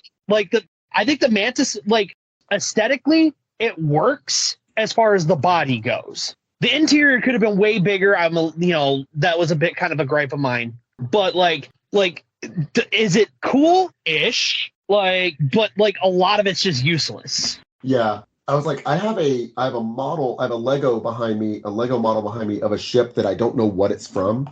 It's like a Star Wars Lego set, and it has like big fins on it, but they're like tucked in against the body in a way that's like, well, those might be useless, but they wouldn't be a liability. Like they're bare, Right.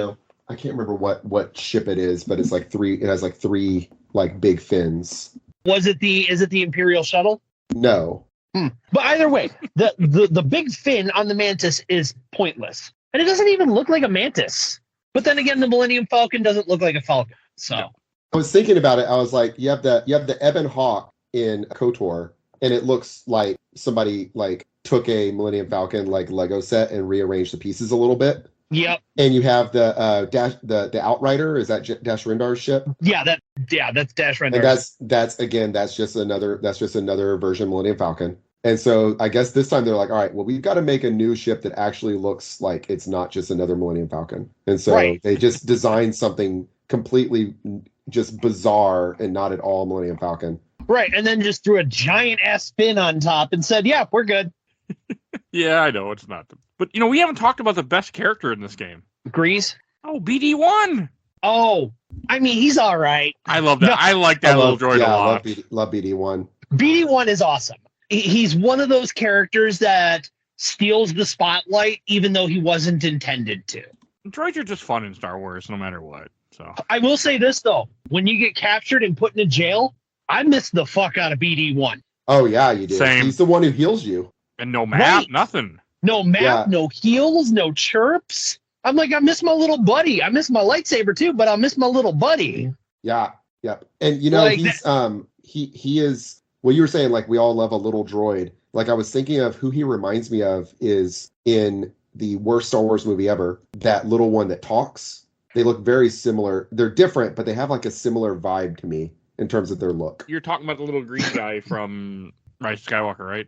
Yes. I have him on my What- floor somewhere. But I can't Oh remember yeah, his name. Babu Fring. No, not Babu Frick. He's talking about the droid, the little green the droid. droid that has a wheel. He's like where they go to touch him. He's like, no, thank you. Oh yeah, him. Yeah, Him. we were talking about that I was on the about to say, podcast. don't you be for that. talking bad about Babu Fring. He was like the saving grace of that movie. Yeah. No, this little You guy love is Babu too. Frick. I think. Yeah, Babu Frick's. Yeah, I don't have a problem with Babu Frick. But no, like BD1 was a great character, and I love the fact that he is integral to the story, not just the gameplay, but the story. Yeah. Like, but then and then like I said, you get locked up and you don't have your droid buddy, and it pisses me off because I'm like I'm so used to having this thing. Back feels light. All I have is the Force, no glow stick. But that whole scene worked out really well, I think, and it really was a character development moment for Grease. I didn't realize you were captured because of Grease, because of his Oh, yeah. gambling debts. I did not realize. Yeah. I thought Oh, you were yeah. just captured See, because you're a Jedi. I love Grease, and who he reminds me of is he the same race as the pilot in Solo, or they just look very similar? They look similar, I think. I think it's a different race, but then again, I don't But they look know. very similar. They're both little furry guys with 4 arms. So if they're not the same race, they are definitely meant to remind you of each other. I feel like Tarot. So let me do some quick search. some quick Wikipedia. I also think Disney's trying to forget that Solo even happened. So Yeah. Right. I Unfortunately, mean, I like 'cause Solo a lot. I mean, Solo's go hear our good. review. Yeah, Solo's good, but definitely that's what they're trying to do. Disney would disagree. I mean, there's been Tarots all throughout, but their first appearance was in Fallen Order. Yeah. Okay. I wonder what that dude in Solo is supposed to be. But anyway, we don't have to. That's fine. See, Star But Wars can Grease open is up a rabbit hands hole and down. stuff. Gambling Grease- problems aside, Grease is one of my favorite characters. Yeah, and I Um, like where he's at in the next game too. Oh yeah, absolutely. But like one of my favorite aspects of Grease. Did anybody talk to Grease upon returning from the Mantis from their first time on Dathomir? Oh, first off, did you go to Dathomir early to get your double-bladed saber? I went as I soon did, as you could. Yes. Okay.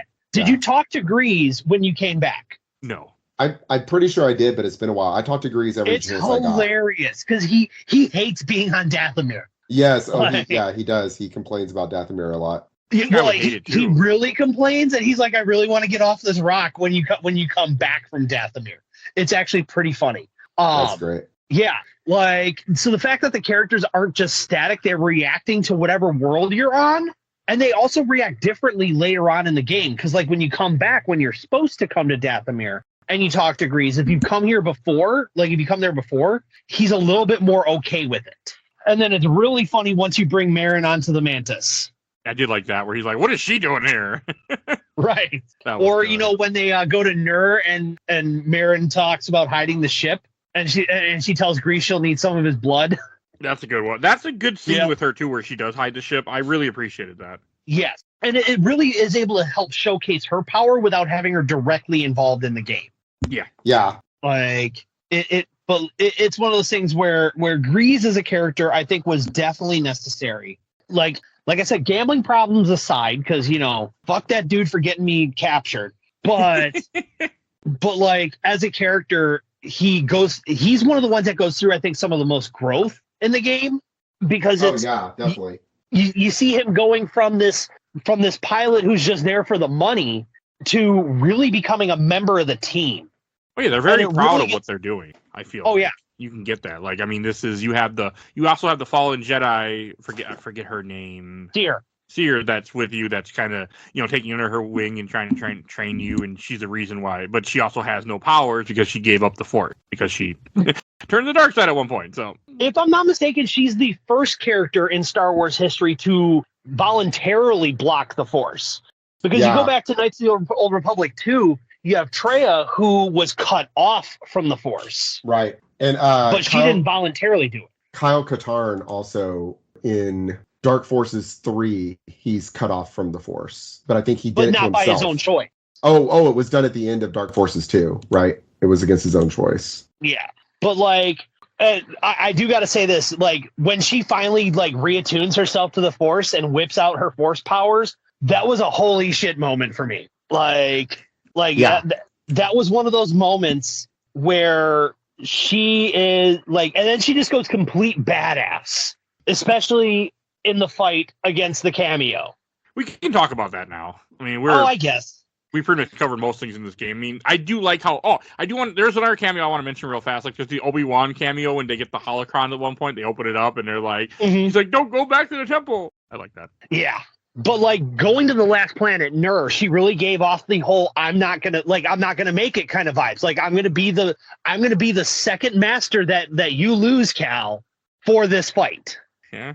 But, you know, then she really kind of shows her badass side, even though she did tap into the dark side again to do it. That's fine. Yeah. I mean, the Jedi are all dead. What does it matter? You know? Yeah. Yeah. But, I mean, when you look at it from the aspect of what is light and what is dark, especially as you get to the later eras, you know, like, it becomes one of those things where you really want to make sure that you're not tapping too much into it because it does corrupt. Yeah. Power corrupts and absolute power corrupts absolutely. And the dark, going full on dark side will absolutely corrupt you. Yeah, so, totally. But like, Kerry, you posted a picture of the Lego thing that I don't know what that is from. Oh, is that from the Obi-Wan show? No, it's from Lego Star Wars, like the cartoon series. It's from the Lego Star Wars cartoon show. Which means my son would know. Sorry, I was sitting here like ever since I mentioned that 3-wing ship that I have sitting behind me. I was like, what the hell is this thing? And I could not. And I finally just was like, oh, I'll just do a reverse Google image search on it, and I found it. So for those curious, it's called the Tracker. Yeah, the Tracker 1. It was somebody stole a lightsaber called the Kyber saber from the Emperor, and a droid bounty hunter. That's his ship that he uses to go track down the guy. Okay. That's it. Sorry to derail. It was driving me crazy. It looks like a hybrid between like the droid starfighters, the vultures, and like a TIE interceptor. Yes, as in the extended universe, there was something called a TIE Phantom that was a little like 3-wing, with like sharp little wings like that. Oh yeah, I remember that. And it's based off, according to Wikipedia, it's based off of the TIE Phantom. But it has only appeared as a Lego set and in one episode of the Lego Star Wars Adventures cartoon series. Which just goes to show you Lego will capitalize on anything. Yeah, I didn't know that there was a Lego Star Wars TV series. I didn't either. I know. Surprise! I did because I have a 7-year-old son who's obsessed with it. I'll say I knew there were movies because my son has a couple of the movies. That he has like the Grogu's, or he has like a Christmas, like 2 different Christmas movies of it that he watched. I say he's watched them on TV. Are you ever going to subject him to the original Christmas special? No. I'll let him find that on his own. It's like porn. He's never going to find it on his own. You don't show your kid porn. It's on YouTube. You just let them find porn on their own. Like he's never going to find it on his own.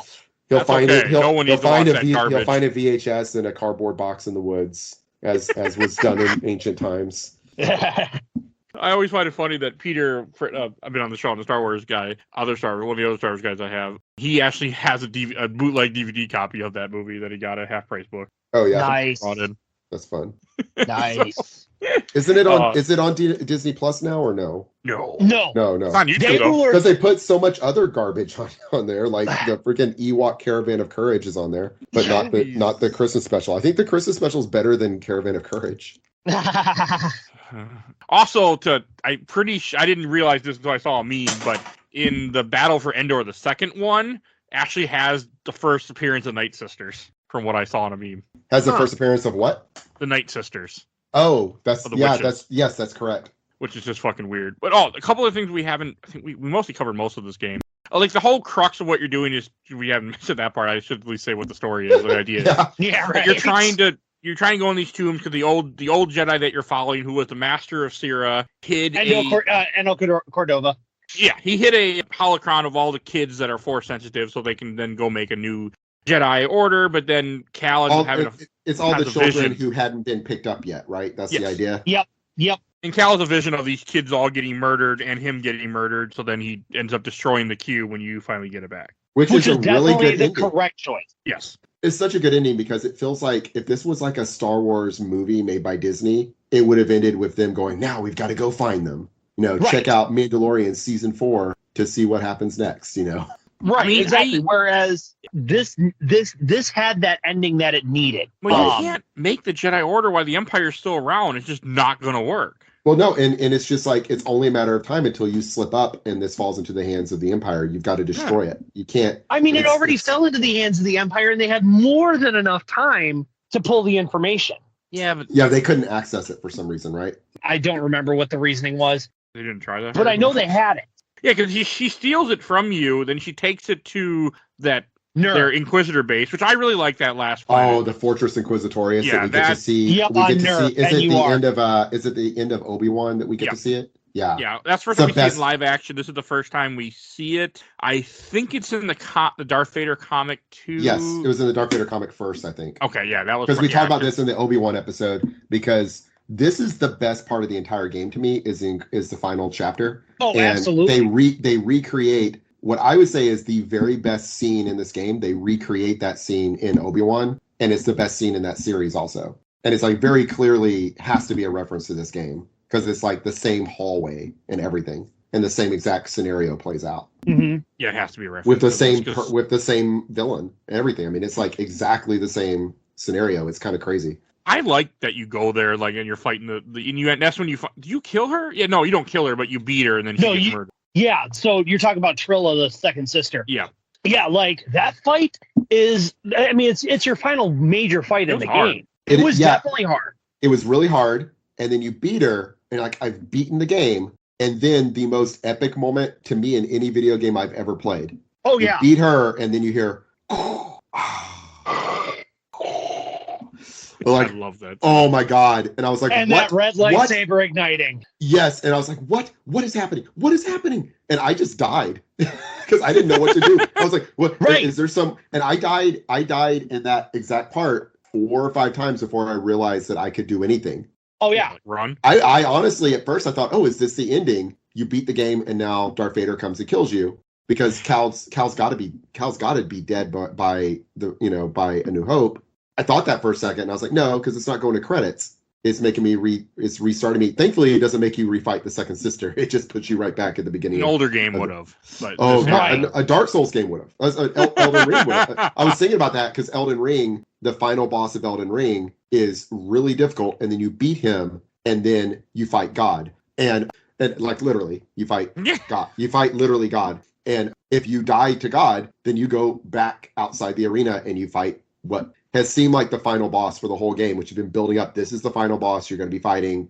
You're going to be fighting this person for sure at the very end of the game, and you have to beat him again and then fight God. And there's no healing in between or anything like that. It's like, I mean, if you have some Estus or whatever they call it, and that's what a true. When people say this is a Souls like, I'm like, no. In a Souls game, you would have to fight the second sister all over again, and also you'd probably have to fight through like 15 waves of stormtroopers before you got to her again. Oh, I love that stormtrooper rush. It puts is. all your skills to the test. It does. Oh, it's so good. But you've got all your powers. You're at the height of your power. So you defeat the second sister, which is a really good boss fight. Like one of the best. I would say. I think the fifth sister fight is maybe my favorite, but this is a really good one.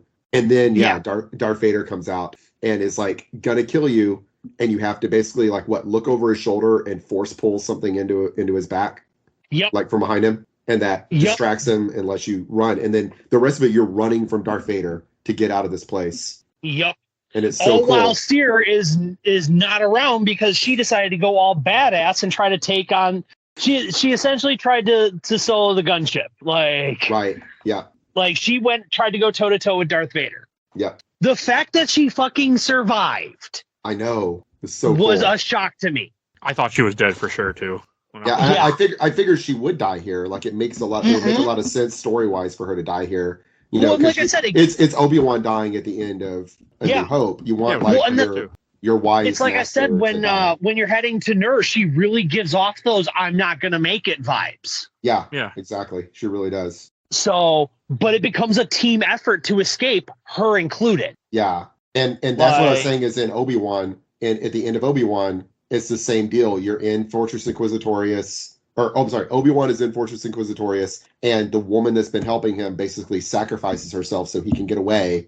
And then he's running through the fortress and being chased by Darth Vader. And it's the same deal. They shatter the tube, and Obi-Wan swims to safety while Darth Vader's in there, like holding the water at bay, basically. Yeah, they had to steal it from this because this came out first. So yeah, this came out first. So they absolutely just, I mean, I think it was just a straight homage to this game. And it's the very best thing about that series. And when you watch that series as the fan edit as a movie, it's like it's the big final scene too. Because one of the big problems with Obi-Wan is that happens. And then he has to go back to Tatooine and stop the ninth sister or seventh sister or whatever from killing Luke Skywalker. Oh yeah. And it's like you had this big climactic moment for the series with him escaping from Fortress Inquisitorius, and then it should have just been a little denouement. Instead, now he's got another action scene, and it's like the fan edit cuts that out entirely, and so it's just he escapes, and then it's the final scene of him like saying, giving the toy to Luke.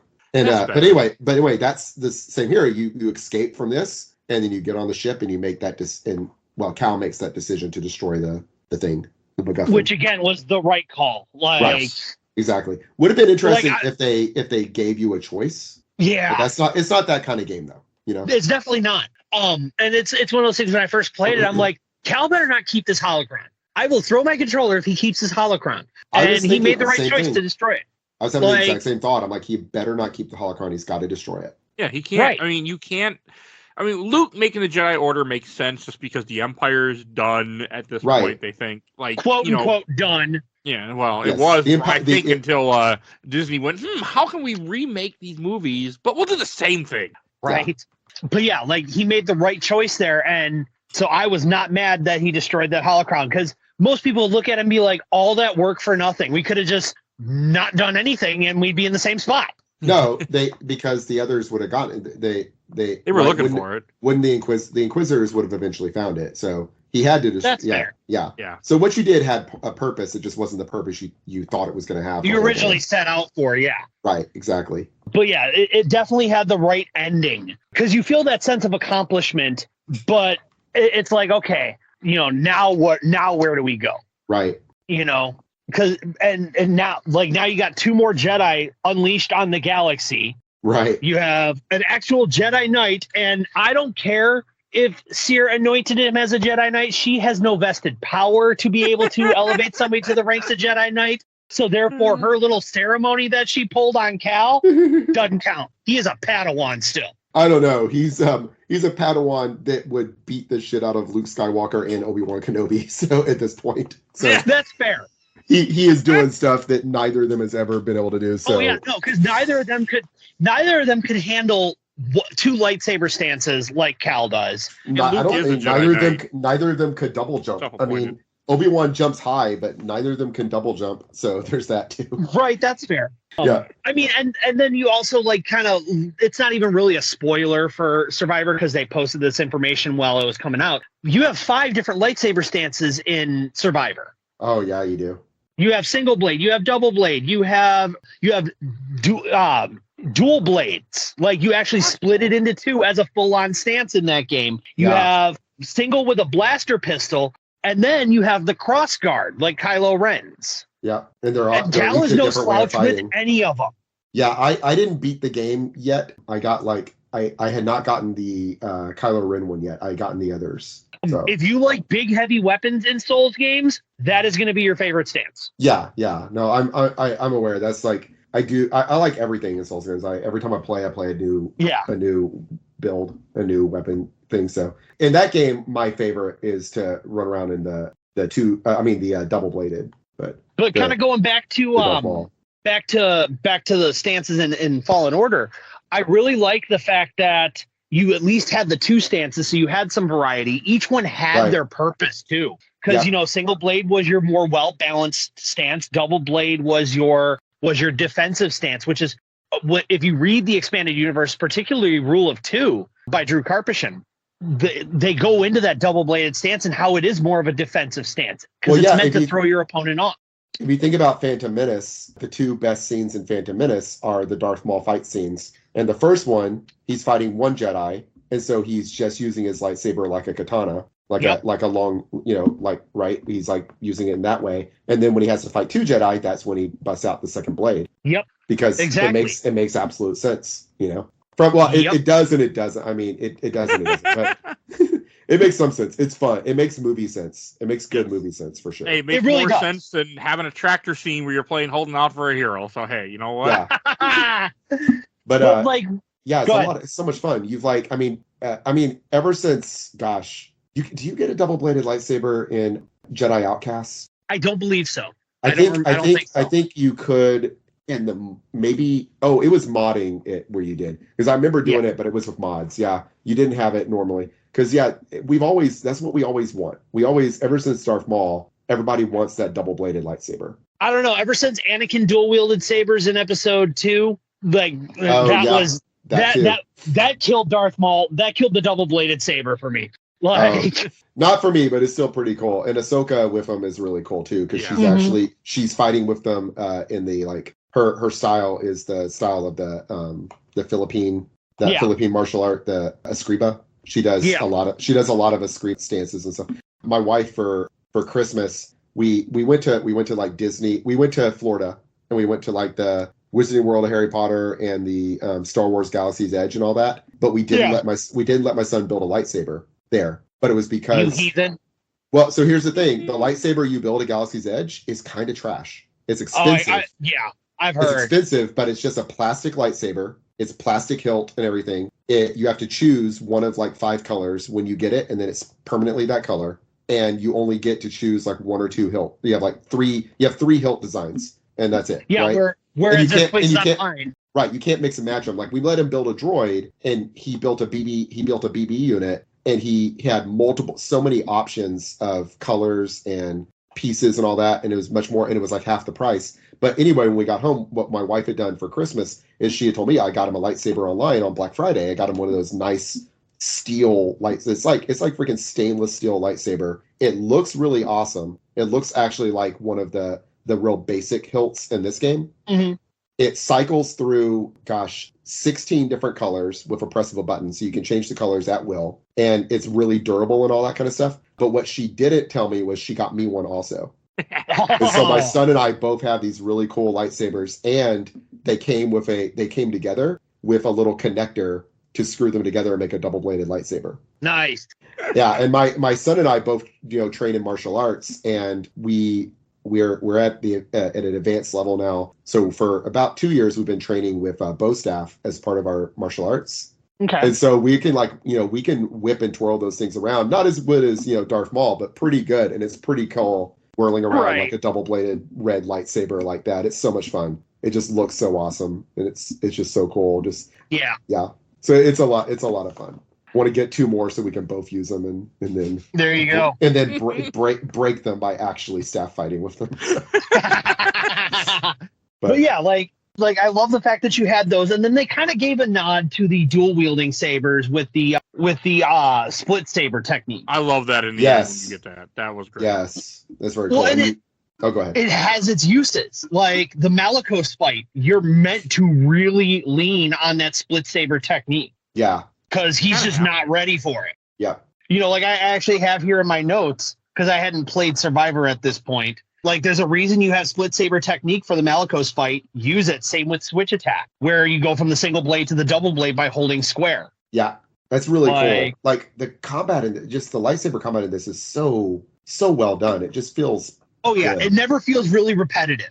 Never. No, it's very good. Because you have your basic strikes, and those really don't change. But most good sword fighters are going to use the same set of techniques in a fight. They're just going to vary up how they do them. Yeah, how do you connect them together exactly? So in martial arts, we call them one steps. You learn all these like little just like 1, 2, 3 kind of the moves, and then combining them together, chaining them together is kind of like where you get it into the advanced levels, is because it's like you learn those little 1 steps until they're muscle memory, and then chaining them together is like the next big move up there. And that's what it is in this game. It's like he's doing the same little 1 steps, but you can move them, you can chain them together in different ways, and It just feels so Yep. good. It just feels so really good. does. And I compared it to Sekiro. It really does feel like a much more accessible version of Sekiro in that way. Mhm. Because Sekiro was very much that way also. A game I Yeah. will never play. Yeah. Well, mod it. Yeah, I'm sure there's mods that make it way more of Playable. a because it has a incredibly good story and so much of a good vibe. It's super interesting. It looks super cool. I just when I heard like the Souls games, I can level up and power through them. And when I heard that, I'm like, yeah, there's no leveling up like this. Yeah. Okay. Well, there is. So what you can do in that one is you get like what you would call like talent points in other RPGs. From beating bosses, right? Well, no, you get talent points just from you can just level up. You can just grind and get talent points to buy techniques. Oh, okay. And the techniques definitely help. So I definitely there was like points in that game where I just went and grinded, killing. There's like a little like area pretty early in the game where you can just run through and massacre like 8 soldiers and a giant rooster really fast.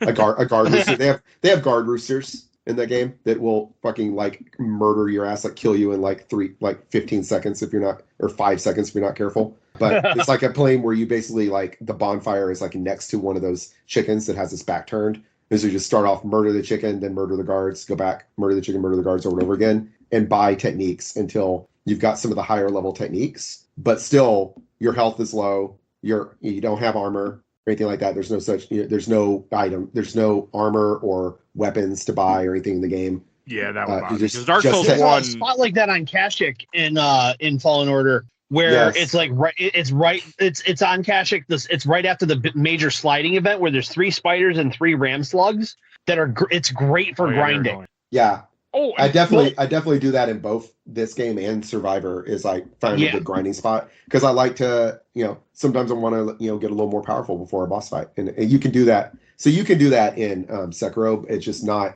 to the way Right. you can in Dark Souls, where you could like literally just become like super overpowered. That's what I did when I beat Dark Souls 1. I just farmed in the painted world for like days. Oh no! Well, and so like earlier when I was talking about Yeah. my roommate that like sat me down for like 2 hours and made me grind and get it perfect. That was the spot that he made me do that at. what's because- the ram slugs there. Yep, the ram slugs and spiders. That spot on Kashyyyk. To get Yeah, you have to parry. You have to dodge. You really have to watch what the enemies are doing. Mhm. Like even when it's 2 spiders and a ram slug, it's not easy. You they're really. tough. Yeah, you have to time everything. And it's one of those where, especially in that spot, if you button mash, you're just going to get destroyed.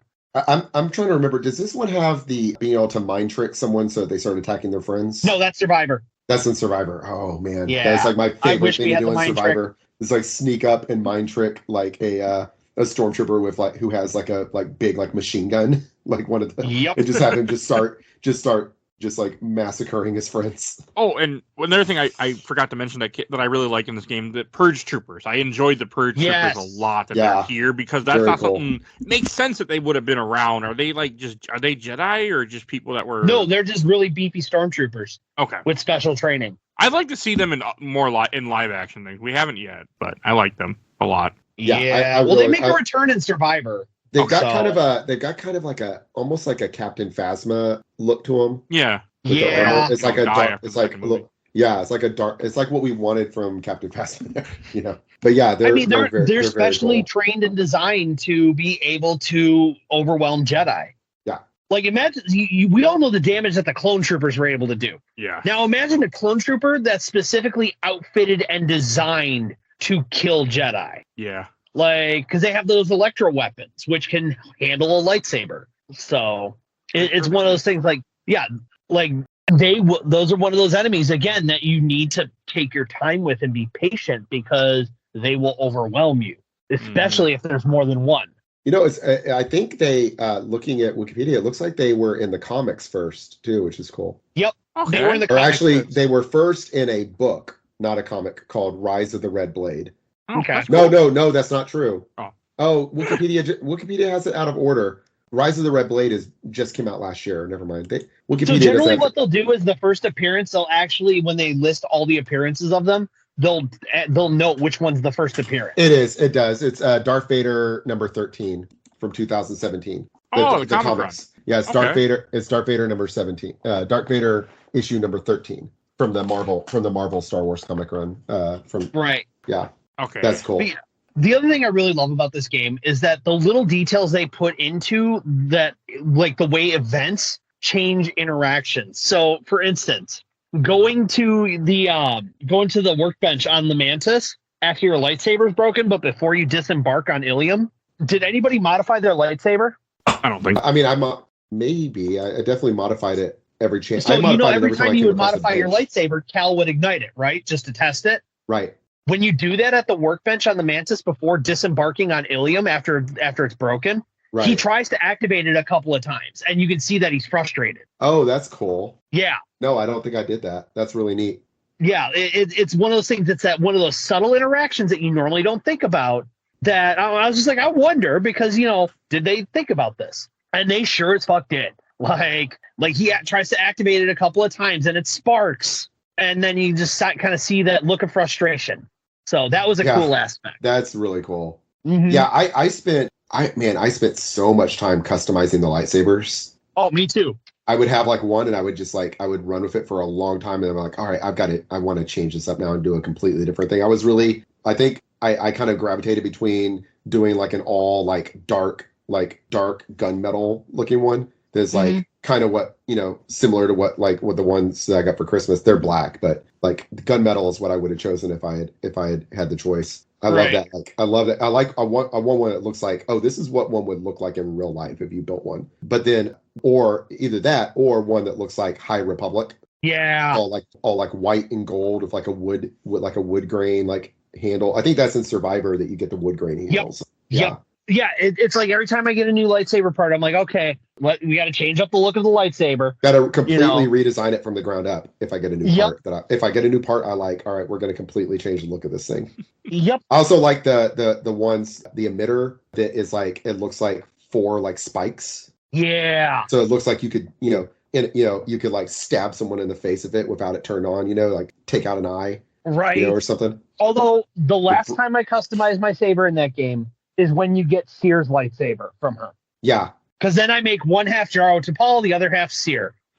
Because cool. it's like the Master's blade, It's the blade of your two masters. Yeah, that's fair. And true. So. All right, any last things you want to say before we go on to questions, comments, or memories? I have a few, but not a ton. Just that I really like the way that the music was composed in this game, because it actually felt like Star Wars from an ambiance standpoint. Oh, yeah. Did capture all the sound really good, the sound effects and everything. No, not even the sound effects, the background music. Yeah, that too. I know background music is one of those things that a lot of people don't pay attention to, but they're like the unsung heroes of any video game, that it really sets the tone. And this background music really made you feel like you were immersed in Star Wars. Also the fact that Respawn, I love the fact that they didn't make it a DLC heavy game to where you had extra story that was locked behind paywalls. They made a single player experience that you got right out the gate. Yeah. Just hats off to them, especially in a time where everybody's charging $70 for a game. And then, oh, look, a month later, here's your first DLC that's costing you half the price of the game. They actually made a single player game, no DLC, no mandatory DLC to understand anything going on in any sequels. What you see is what you get. So my hat is off to Respawn on that, and this, especially in this day and age. Okay, great. And we'll start with the official Laser Time community. First comment from Cody Smith. I just finished both back-to-back. My favorite aspect of the game that you don't get Metroided at the beginning of the second game. Okay, that's cool. I appreciate when games don't do that. And from John Moran, just started the sequel. Yeah, they really today. don't. I'm okay with that. I don't like that in sequels. Sometimes it's fine. Sometimes I'm it fine. pisses me off. I'm fine with a Metroidvania, because otherwise, But yes, I agree. That's really good in Survivor that it doesn't do that. Yep. Because it would have been dumb. It's like, oh, you forgot how to use the Force, right? Though I guess that is the beginning of Jedi Outcast, right? Kyle Katarn has been cut off from the Force, and so he doesn't have his powers from Dark Forces 2. So that's true. Right, but so it you needs gotta have to a make good sense story. from a storyline. You have to have a good story reason. I was going to say I was just listening to the Games One Found Assassin's Creed Brotherhood episode, where we talk about that in that one you lose your powers because you took off all your gear to fuck. Yes. So that's the best explanation of it ever to me. The one series that did it really well was Mass Effect, because you have Oh, the engine yes. change from Mass Effect 1 to Mass Effect 2. And so in order to facilitate it, they just kill Commander Shepard. Yeah, Like, and then clone is like you're like rebuilt, and so you can change your gender, rebuild. your face, basically everything. Yeah, Like, so it did it in a really, like, it did it really well to where it made sense that you were brought back to 0. yeah, You know, and then you go from 2 to 3, you carry on everything from 2 to 3. So Yeah. it had both aspects really well. yeah. But yes, I agree. Not doing that with Survivor is a great choice. Absolutely. Absolutely. All right. And from John Morin. I just started the sequel today. I was hesitant to play the first a couple years ago, but a coworker let me borrow it, and I loved it. I love Souls games, and I was implemented really with the combat. Probably some of the best lightsaber combat in games. That's for Agreed. Oh, From hands Jason. down, yeah. Jason Heiser. I always prefer dodging over parrying in games, and this one punishes the shit out of you with some of the end game bosses if you don't do both. It took me so long to beat one of them. Still love it though. Maybe my favorite AT-ST fight 2 in any Star Wars game. I thought this game did a great job in world building and having extra little morsels that you could dig into if you wanted to. Like a lot of the Zephyro history stuff and artifacts that didn't force you to. Oh, I agree. Like, it's one of those games because I'm a dodge fan. I love dodging. Parrying was my bane up until I started playing this game.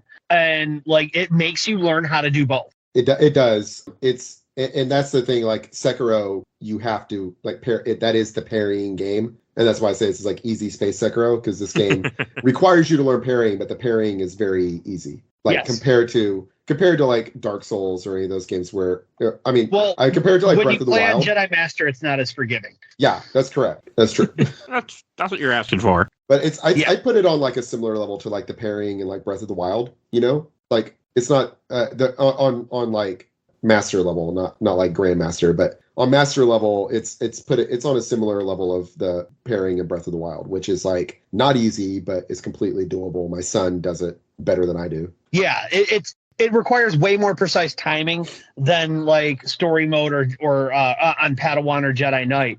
But it's definitely one of those that you have to get good at both. You have to get good at parrying and get good at dodging, and you have to understand that each one has its place. Yes, definitely. Like, because there are some attacks where the enemy will see you dodge and they'll just overextend and just wipe the floor with you. Right. But I would say just like in Souls games, once you get the parrying down, you become like a god. Like it's like nothing can touch me now. Right. That's like infamously the final boss of Dark Souls. If you can parry, he's like easier than like the tutorial until boss. It's an enemy with a big fucking hammer that, okay, parry. Oh, there's your entire block meter.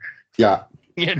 Right. And like enemies like that will teach you that you don't just dodge backwards or side to side. You might have to dodge behind them. Yes, I mean that's the true Souls thing, by the way. That's like almost any boss in Souls. If you dodge toward them is the trick. Yeah. And iframes. pretty much almost the entire Souls series, dodge toward, don't dodge away, because you'll get caught at the end of your dodge if you dodge away. Yep.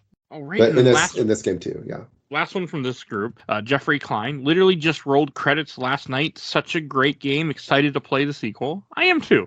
Way more than I was before. As somebody who's played the sequel, it is really good, and it doesn't detract from its predecessor. Not at all. It just builds onto it. It's like Tears of the Kingdom to Breath of the Wild. It's like, hey, do you like that last game? Here's more of it, but in a way that doesn't feel repetitive at all. Yeah. Yeah. And I just want to say, I think it's really cool as you have listeners that play the games along with your podcast like that. That's really cool. That's awesome. I don't know if that was on purpose, but hey, it worked out. I mean, it seems like it. I mean, why else would they randomly be playing this game from 2019 at the same time doing a podcast? That's really cool. Right. Yeah. Kudos to them. Hey, people, I mean, I that's why I always try to post weeks in advance what's coming up so people have time if they do want to play with it, they can. I play games with the podcast when you're going to make me talk about them. Yeah. So. Right, exactly. Only I'll dust off an old game or play a game I haven't played for the podcast, just for the podcast. But, that the fact that you have listeners that are playing along with the podcast, that's awesome. This says a lot. This says a lot about you building a community and all that, I think. Yeah. Join the Discord, guys. Please join the Discord. It's not going to bug you. It's like a little bit of chat every day. Make sure you send me that link because I didn't know you had a Discord. Oh yeah, you got to join the Discord. Every episode, but yes, I will send it to you directly after this. Yeah, for sure. Yeah, you can join the Marvel Snap channel and see me bitch every time they introduce a new card that I can't play against. I mean, There are cards like that. Not the place for that. We'll do that on the Discord. Yeah, let's do it. Because otherwise we'll be talking about Marvel Snap for the next 2 hours. Yep. I'm trying to wrap this up. I don't want to go into Marvel Snap world. I could easily. Oh, easily. So, but all right. And then from the I watched the entire Overlord Super Replay group from Matt Pinkleton. I love this game. Not a lot of big budget AAA Metroidvanias being made these days, but they did such a good job weaving the Souls-like elements, exploration, and story all together to create one of my favorite Star Wars franchises. And from that's an that quote right there, that comment right there, that's essential to understanding this game. And from Michael Dunn. Only played it once during the lockdown year, meaning I haven't seen any of it in 4 years, but I recall being into the Metroid meets Dark Souls style gameplay. I admittedly don't have much experience with Star Wars outside the movie, so I can't compare the story to others in between movie stories, but I recall thinking it was a solid Star Wars adventure. I'm not well versed in much of the extended universe stuff, so maybe if I had more attachment to the series, I'd be more into the world building, but again, a pretty nice time was had with this game. Yeah, that's good. Because If all you know is the movies, you can still get into this game and understand what's happening. And really enjoy it, yeah. Really, you just have to have seen, like, Revenge of the Sith, maybe. Yeah. You're good. Because they do a decent job explaining who the Inquisitors are, what their role is, what the Empire has done up to this point. Yeah. The only prerequisite knowledge is Revenge of the Sith for Order 66. Yeah, agreed. And if you've seen Rogue One, that's pretty cool because you see like Saw Gerrera before he had emphysema or whatever. Yeah. And from Mark Chitsunagi, I know it gets called a Metroidvania-inspired game, and you can definitely feel that in a way you explore the maps and get items and collectibles, but I felt that this somewhat took away from the experience, at least from the optional content. I went for 100%, and it completely broke my immersion in the story, backtracking to all these different planets for loot when the story was full of urgency. That's any game, though. Yeah, I could see that. That's any game. You know that I have like a obsession with like trying to 100% games, and this one I didn't do that. I got to the end and I realized there was a few things I hadn't gotten yet, and I was like, yeah, that's fine. I'm not going to go back and just. So I personally, even though I am obsessive about 100%ing stuff, I recommend not trying to do that and just enjoy it. Well, and I will say about Survivor, you have that sense of urgency, but unlike this game, there's no point of no return. Once you beat Survivor, it's an open world at that point. So you can go and collect all the things you didn't get and see the things you didn't see without having that whole, hey, we still have to go do this looming above your head. Yeah, totally. So I like that they changed that up for Survivor. Okay, and I have two more comments to read from Tristan Stewart. I just played through this and beat it like a week ago. Super solid. I have kind of mixed feelings because it is so solid, but also didn't really do anything I would describe as very interesting. Sometimes that's fine. I've been on a Star Wars kick, and those trappings alongside a pretty competent story and likable cast really pulled me through to finishing the game. I'm playing Survivor now, and the technical aspects of that thing are very impressive, but it's just a shame its performance is so spotty, and the image quality on consoles is pretty rough. Okay. I haven't really had any issues with image quality on consoles with Survivor. Maybe he's playing on is it on PS4 too, or just PS5? It's on PS4, I believe. Most games that are coming out are still on PS4.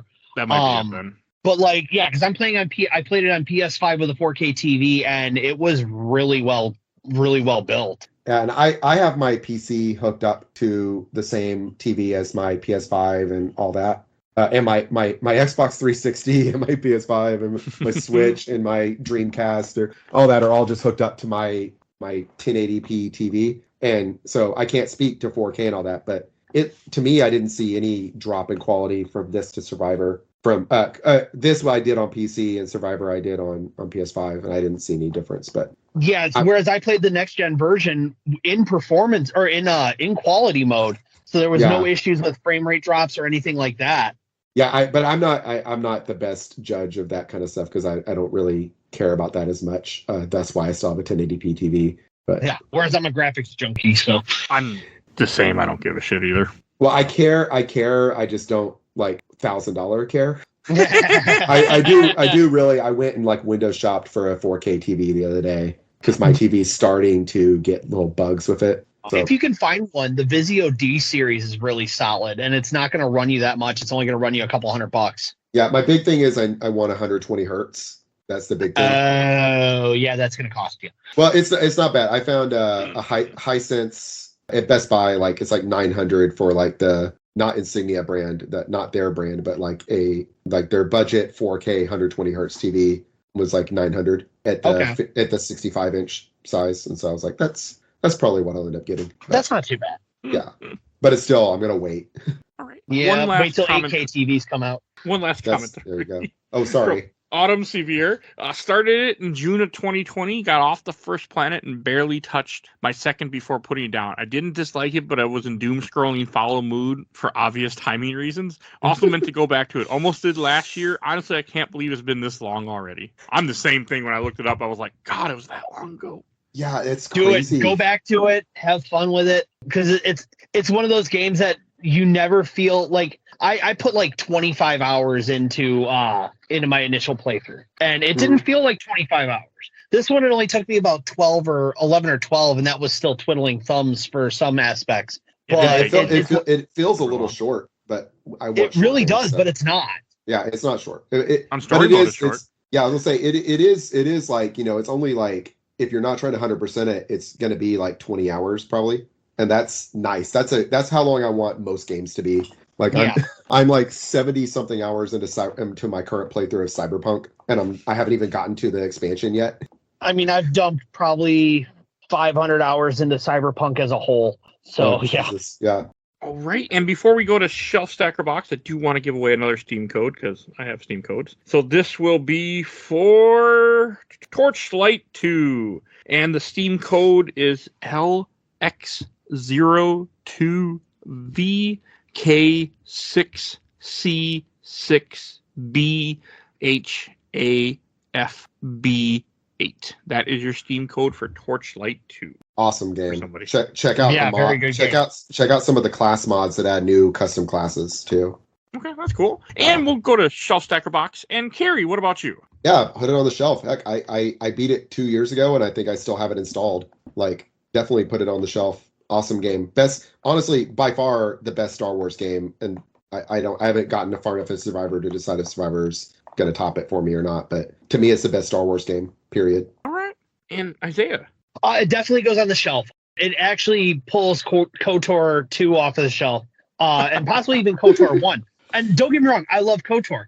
So KOTOR would be relegated to the stack, but like it definitely goes on the shelf because it gives you that quintessential Jedi experience. It feels very Star Wars. It's in a timeline that we all know and love. And it's one of those games that, like, I will definitely probably play again in the next couple of years and allow my son to play as he gets older, because he's only 7 right now. He's not going to be able to really handle it. But, as he gets more versed in playing video games, it'll be his introduction to the next level of gaming. Oh, yeah, definitely. Yeah. Right, and I'll go last. I'm going to put this on the shelf, too. I had a really good time with this game. I enjoyed it when I played it, I think, 3 or 4 years ago, and I enjoyed it playing it again. Like, it's just a good game, and I'm happy to cover it for the show, because I was really, really wanted to. I'm just mad we didn't get to fly anything. Nah, that's okay. There's other games for that.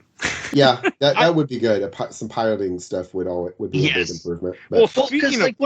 Go ahead. I was going to say, speaking of piloting, I got to pilot the next game that I'm going to be talking about next week, Guardians of the Galaxy. The Marvel one that came out in 2021. Oh, yeah. Well, too bad. I was going to say, like 3 days ago, it was free on Epic Game Store. Not when this comes out, but yes. Yeah, I actually, because I haven't played it yet, and so I picked it up on Epic Game Store. I have it on Xbox, so I bought it and never played it. It's good. Much like many games. It's actually a really good game, and it captures the element of Guardians without feeling like the Marvel Avengers game where it felt like these are all diet versions of them. It actually feels good. Okay. I'll definitely have to give it a play then. I really liked it, and it's not super long either, so that was nice. That's awesome. Longer than you think, but not super long. Good to know. Yeah, and Kerry, where can people find you at? Hey, I'm on Twitch and YouTube as Kerooseta, Kerooseta. I modify and repair video game consoles occasionally, but far more often, I just kind of hit the share whenever I'm playing any video game. Often a lot of Souls, but lately it's just like nonstop Apex Legends, because my son is super into Apex Legends, and so I've gotten into that with him. So you can watch me suck and occasionally win at that game on there. Okay. Yeah. And where can they find your son? Yeah. I'll promote. So his YouTube channel is NatureP Dragon, NATROPY _dragon. He does dragon puppets I think he's kind of taking a little break from it because he was getting a little stressed out because he just keeps getting subscribers and he has these subscriber goals. It's like, oh, when I get 200 subscribers, I got to make a new dragon. It's got to be really good. And he got like 200. He's got like 230 subscribers. He's like, I'm going to have to make a 250 subscriber dragon. I'm like, why don't you just take a break? So he does have it. Definitely go and check it out, especially if you're addicted to just like wholesome TikTok memes. It's a lot of that kind of stuff, but it's on YouTube only. Okay. Well, thank you for letting me promote that. Yeah, of course. I'm sure he definitely gets a little dopamine rush whenever people follow him. So I know how that goes completely, way too well. Yeah. All right, and if you enjoyed this episode, there were 550 other episodes of this podcast. We have done tons of Star Wars content. You can go right on our Podbean and search and find all our Star Wars content. Just type in Star Wars, obviously. You also will see a link to majority of the Star Wars content in the show notes of this episode. If you want to support the show, we do a Patreon. For those that vote in our Patreon polls, we have one every month. You will see a link in the show notes to that. And a Discord, please join our Discord for like the third time we're saying this episode. You'll see a link in the show notes to it. I just joined it. Or ask me. I see. I will send it to you. So you can message me on anything. Game, Facebook, anything. Find me. You can find GMMF. We're all over the damn place, and I answer everything. So do that. Want to give a shout out to my awesome intro and outro courtesy of Helena at Hell Hasphere. You can follow her on TikTok, Twitch, Instagram. So definitely go check her out. You see a link to her link tree in the show notes. And want to give a shout out to a gamer looks at 40, my buddy Bill Tucker, who's on the show quite often. Definitely go check him out too. And follow Nomads of Fantasy, another podcast that I work with. And please follow us on Facebook, Instagram, Twitter, Threads, Blue Sky, YouTube, TikTok. You can find the show everywhere. Then TikTok, YouTube audio only. And I think that's everything I need to say. So we will see you guys all next time. Bye, everybody. Bye. Bye.